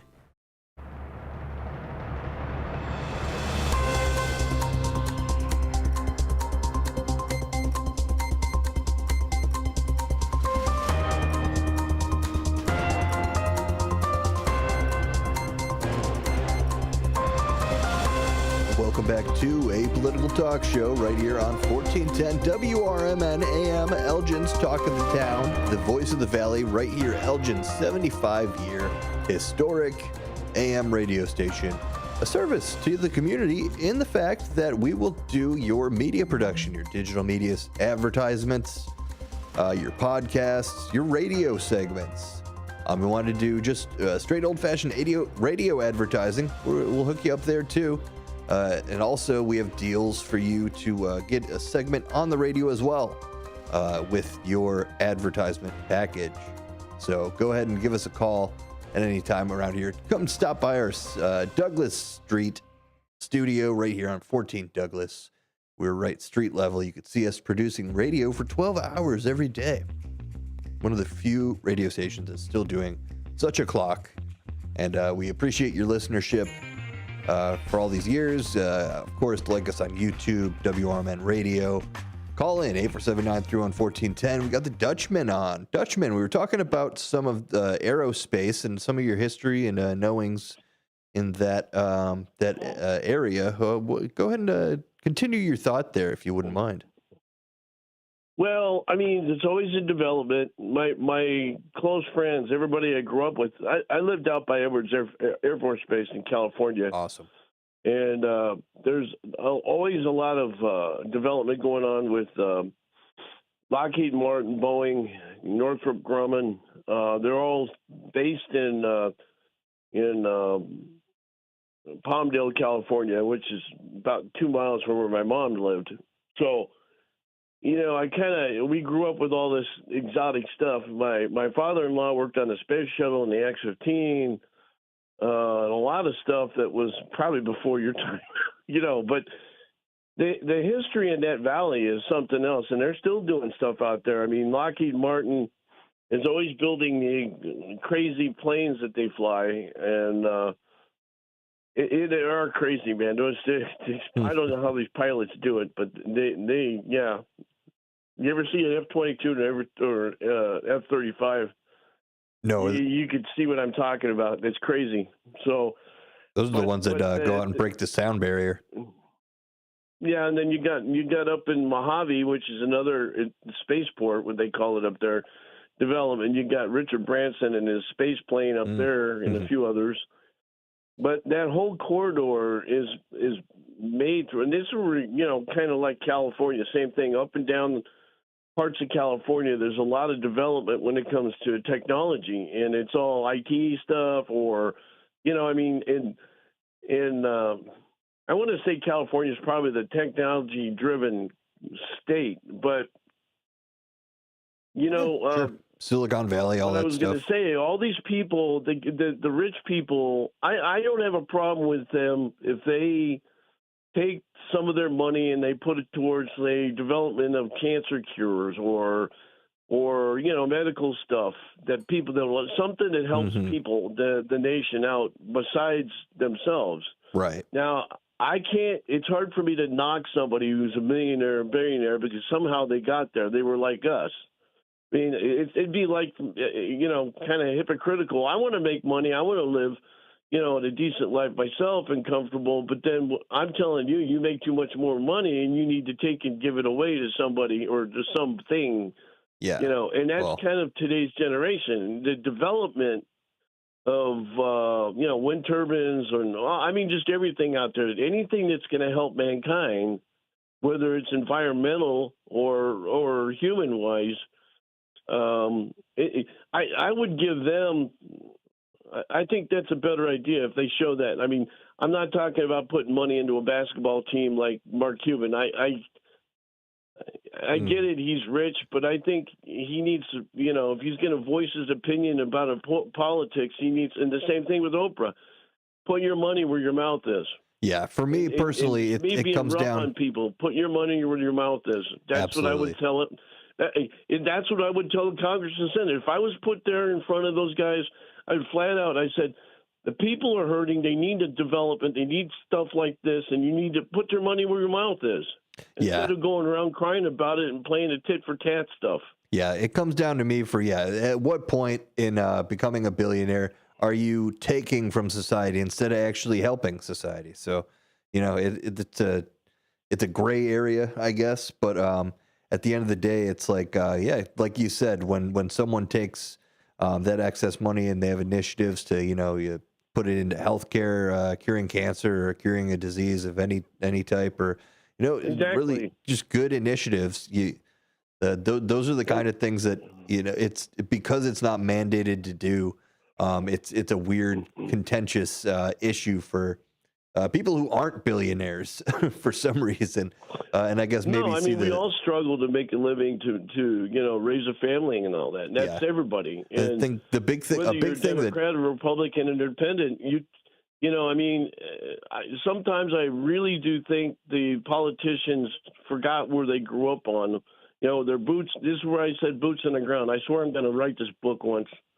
But boots on the ground, you have to live in somebody else's boots or shoes before you realize you can't do what you're doing. People go around and spouting off about stuff, and I've been both involved in political aspects locally and nationally, and then also being a firefighter. I know what I'm talking about. I'm not an expert in it, but I've been there, done that, and more people would do that, volunteer their time to work for the city councils, like in Elgin. You got a lot of guys that call the station all the time. John Creaky, you got Steve Thorne. You've got your comrade in arms there, Marky B. If you're part of the community, not just on the radio station, but part of the community, you're doing something to help others, and that's what matters. Mm-hmm. Anyway, I'll get off and shut up so somebody else can talk. But I love the station. You guys keep on trucking, as I would say. Appreciate it, and Dutchman. I'll keep listening. Yes. Thanks. As always, be intentional. Thanks, Dutchman. Be intentional out there with all of your, the funding and the just how you're interacting with politics. Start at a local level. Go to your council meetings and just go into whatever is going on in your town. You could kind of figure out a thing or two by going to those local meetings. Start there. That was a good place to start. We're going to go back on a national focus here. A story that I saw, it was pretty cool. A posthumous appointment, which, normally it's kind of one of those moot things. Maybe, something inconsequential or obviously too late when there's a posthumous appointment. But here's one that kind of tickled my fancy. It was kind of cool to see, and one that I agree with wholeheartedly. And, if you can't agree with this, I just have a lot more questions. Harriet Tubman posthumously named a general in a Veterans Day ceremony. So, revered abolitionist Harriet Tubman, who was the first woman to oversee an American military action during the time of war, was posthumously awarded the rank of general on Monday. Dozens gathered on Veterans Day at the Harriet Tubman Underground Railroad State Park in Maryland's Dorchester County for a formal ceremony making Tubman a one-star brigadier general in the state's National Guard. Governor Wes Moore called the occasion not just a great day for Tubman's home state, but for all of the U.S., saying, quote, "Today we celebrate a soldier and a person who earned the title of veteran." Moore said, "Today we celebrate one of the greatest authors of the American story. Tubman escaped slavery herself in 1849 and settled in Philadelphia, intent on helping others achieve freedom. She then channeled those experiences as a scout, spy, and nurse for the Union Army during the Civil War, and it helped guide 150 black soldiers on a gunboat raid in South Carolina." It really comes down to one of those situations where thrust upon you is the position of basically a civilian having wartime duties, I suppose, in so many ways. And yeah, happy to see that. I mean, there's so much literature and history about Harriet Tubman, so I encourage everybody to get that out there and learn more. Don't just let it live in your memory as your third grade book project. That sometimes history in general has that place in people's mind and heart. But yeah, there's always more to learn. A bunch of great books about that period in time. Very interesting. One of the coolest things about American history, civilians taking things into their own hands. Obviously, we talked about the wrong way of going about such activities, i.e., Jack Teixeira, who was whistleblowing in his own mind, I believe. And it didn't really help his cause with in doing so, because now he's in prison. Harriet Tubman would have been put in prison had the Confederacy won the Civil War, but they didn't, thankfully. And we thank the Union, Lincoln, Grant, everybody for that every single day. So a little history lesson for you. From now forward, Harriet Tubman, a general, at least in the state reserves there, Coast Guard. On to the next topic here. Here's an interesting one, another contentious ending to a political talk show here. AP News is reporting that a federal judge blocks Louisiana's law that requires classrooms to display the Ten Commandments. A new Louisiana requirement that the Ten Commandments be displayed in every public classroom by January 1st was temporarily blocked Tuesday by a federal judge who said the law was unconstitutional on its face. U.S. District Judge John W. DeGravalis in Baton Rouge said the law had an overtly religious purpose and rejected state officials' claims that the government can mandate the posting of the Ten Commandments because they hold historical significance to the foundation of U.S. law. His opinion noted that no other foundational documents, including the Constitution or Bill of Rights, must be posted. In a retort to this law, Attorney General Elizabeth Murrell said in an emailed statement, quote, "We strongly disagree with this court's decision and will immediately appeal." She supported the law, and as did Republican Governor Jeff Landry. In granting a preliminary injunction, DeGravalis said opponents of the law are likely to win their ongoing lawsuit against the law. The lawsuit argues that the law violates the First Amendment's provisions forbidding the government from establishing a religion or blocking the free exercise of religion. They had argued that the poster-sized display of the Ten Commandments would isolate students, especially those who are not Christian. DeGravalis said that the law amounts to unconstitutional religious government coercion of students. Quote, as plaintiff highlights, by law, parents must send their minor children to school to ensure attendance during the regular school hours of at least 177 days per year. Proponents say that the measure is not solely religious, but that it has historical significance to the foundation of U.S. law. Plaintiffs in the case were a group of parents of Louisiana public school children.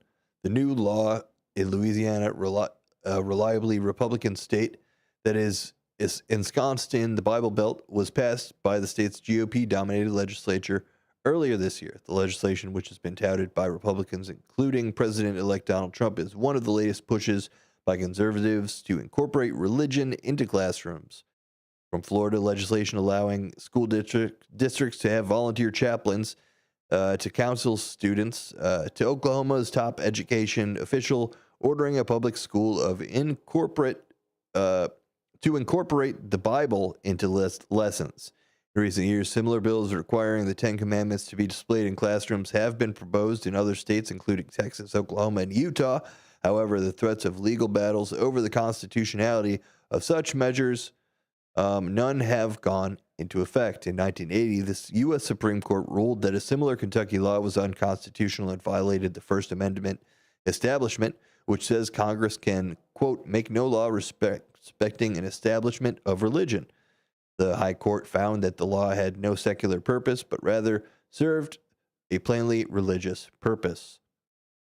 And yeah, I think that's pretty cut and dry from my understanding of it. And it just goes to show, like, that it's obviously a goal of seemingly the Republican Party to get Christianity as the de facto religion, which, I mean, to me, it's like it's already the most popular religion in the world. So, like, why undo America to make it, official? It's just, it really, it really is one of those things where go for it. Like, I understand, like, I'm not going to argue that the 10 Commandments are bad, but, like, why are you making it so that we have to have this? It's really un-American on its face, like the judge said, but, people are still going to keep making the argument. Like, it's just one of those, why do we have to argue about this? When just, have it, if that's your thing, have it for yourself. In a non-public place where people aren't, made to be possibly uncomfortable about it. But it's a seemingly endless debate here in America. Religion, should it be mandated? I think not. It's kind of a big reason why we started this thing. But there's so much going on everywhere at all times. We're going to go to the phone lines here. We've got a bunch of headlines and phone lines. Heads up, the Cornish ruin known as King Arthur Hall is a millennia older than thought. Who knew that? Just a little tease there as we go to the phone lines. We've got John on the air now. John, how's it going? Pretty good, Ben. How about you today? Doing well, sir. What's on your mind? Well, I appreciate Jeff mentioning my name, and I think he accentuates something that I've been trying to get more people aware of when it comes to voting. And you kind of took it off to a good spot, too, when you say, and maybe you don't intentionally or you don't know this, but the higher you go into politics, the tougher it is. Mm-hmm. It's tough because you are sworn to, let's say, an oath, whether you're a Democrat or a Republican, and that's like being picked for teams. Teams have different values and different things that they want to accomplish, and if you take the bread and eat it, well, you're going to have to do what that party tells you to do. Mm-hmm. Maybe not every vote, but on big votes where it looks like it's going to be close, state reps and senators, even at the state level, they get phone calls from the heads of their parties saying, your party needs you. You have to vote no or yes on this. Mm-hmm. Whereas in a local thing, like being on the council in Elgin, it's not so much like that. The positions are nonpartisan, but the races to get to those positions, absolutely, to be elected, certainly are. Yeah, we've got, What do you think would be the way forward to that? How do everybody always says kind of the blanket statement, get money out of politics, and it's just such a task when it's all linked, and you got the economy, and it's such a big question. What would you think is the next step to get it so that it's not so de facto kind of black and white like that? Well, maybe set a limit on spending. I like you're that. Campaigning for office. I mean, what state reps even have to accept to get their message out on television is ridiculously expensive. And the TV stations are the ones, and the radio as well, making hand over fist money because they all charge the same amount. Mm-hmm. So when you talk about that, you think, well, wait a minute, isn't that kind of like collusion? Right. CBS charges the same as ABC, but NBC is higher or lower. Mm-hmm. Yeah. It kind of destroys that in a way. I don't think people have thought about that much. Is that even at your radio station, you guys have a set rate for political ads, and they're non-negotiable, correct? To the best of your knowledge. Yeah. Yeah. And for us, it's obviously a different, it's kind of like what we're talking about, the higher you get and the lower. So we're obviously on that lower spectrum where we serve a smaller community and have a more focused kind of demographic here. But yeah, I think it's like you said, it comes down to maybe setting a limit. We talked about this. We talk about this often, where they kind of work against each other to control the market and set the budget for to where now both sides are spending. Everyone's talking about the $1 billion for Kamala's campaign and paying off all that money to go. And here we are.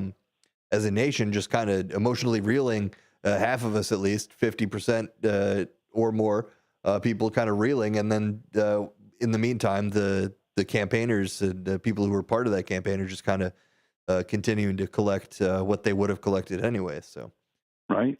Interesting. Right. And that even, and you know what, Ben, take that down to the governors in all 50 states. I mean, I don't know what Pritzker spent on his last campaign, and I don't know what Rauner's spent before that, but I know both of those guys are millionaires times 10.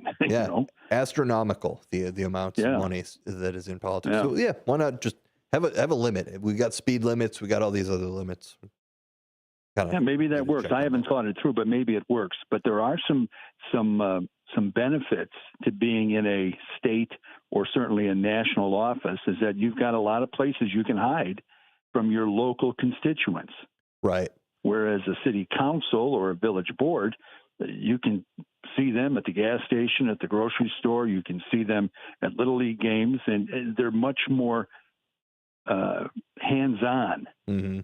And a lot of them don't like it. I know I've worked with a couple that just did not like interacting with the public. And, well, it's, that's one of those things. You know what they did? The one, it was it's not going to be a long story because I know you're up against the clock, but I was at an event it was a national night out, and I was with another council member at the food truck getting some kind of thing to cool off because it was hot. And I had a constituent come up to us and explain her problem. She was asking for handicap parking in a certain parking lot. And I looked at the representative, my colleague. I said, "You want to do this?" And that hand, like swatting a fly, was like going 240 to say, "No, you do it. You. I don't know. No, you. Okay." But there are some benefits to that. And the fact is, when you're in Springfield and you have some time off, you're probably not going to come to an Elgin City Council meeting and give the constituents an update as to what's going on in Springfield. I don't think that's happened unless they've been invited in Elgin. Anna Moeller and Christina Castro. I don't remember them. I could be wrong, but I don't remember them just showing up and giving a 3-minute update on things. Mm-hmm. Yeah, well, too many places. So I forgot about what I think what you're talking about is FaceTime. I mean, that's all over the place. They could give updates from their own desk in Springfield. Yes, and they would get plugged into. I think we're going to start seeing a lot more of that. And now it's campaign season again. So I'm sure we'll see it. It really. Election will be in April. End this cycle. There's going to be at least one new council member because Carol Rauschenberger is not going to run again. Okay. Thanks for the intel. That opens up a can of worms too. But you'll hear a lot about this election coming up in April. I promise you. Yeah. Hey, absolutely. And you keep it tuned right here, and you definitely will. That's our friend John Prigge calling in. Thanks so much, John, for calling in. Absolutely. Guys, democracy is one of those things that if done correctly, you'll just keep doing it. It's self-perpetuating. It's a great thing about America. Great thing about keeping it local, just like you are right here, 1410 WRMN, Elgin's Talk of the Town, a political talk show. I'm Ben. You'll be listening to us tomorrow, I hope, 4 to 6. Hear you then. Bender Dental Care, located at 217 North McLean Boulevard in Elgin. Bender Dental wants everyone to be informed.